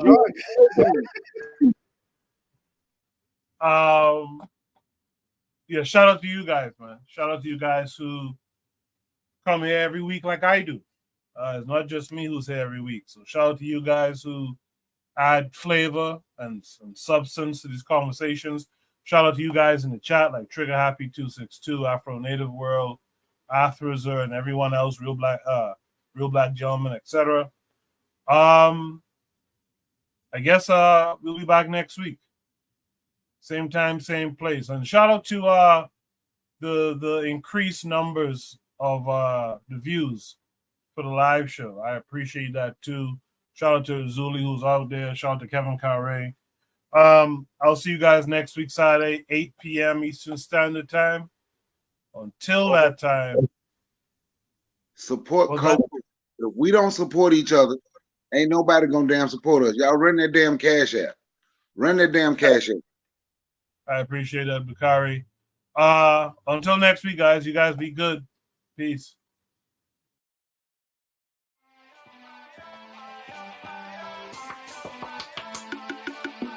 Thanks for listening to the Bitter Medicine Podcast with your host, Koku. If you like what you just heard, we hope you pass along our web address, bittermedicineblogs.com, to your friends and colleagues, and share our show to all your social media. Be sure to check out our archive section on our website for previous podcasts. This has been a KWAZ radio production. Join us next time for another session of the Bitter Medicine Podcast. Follow us on Facebook at Bitter Medicine Show, Twitter, Bitter Meds, Tumblr, Bitter Meds, Instagram, Bitter Medicine.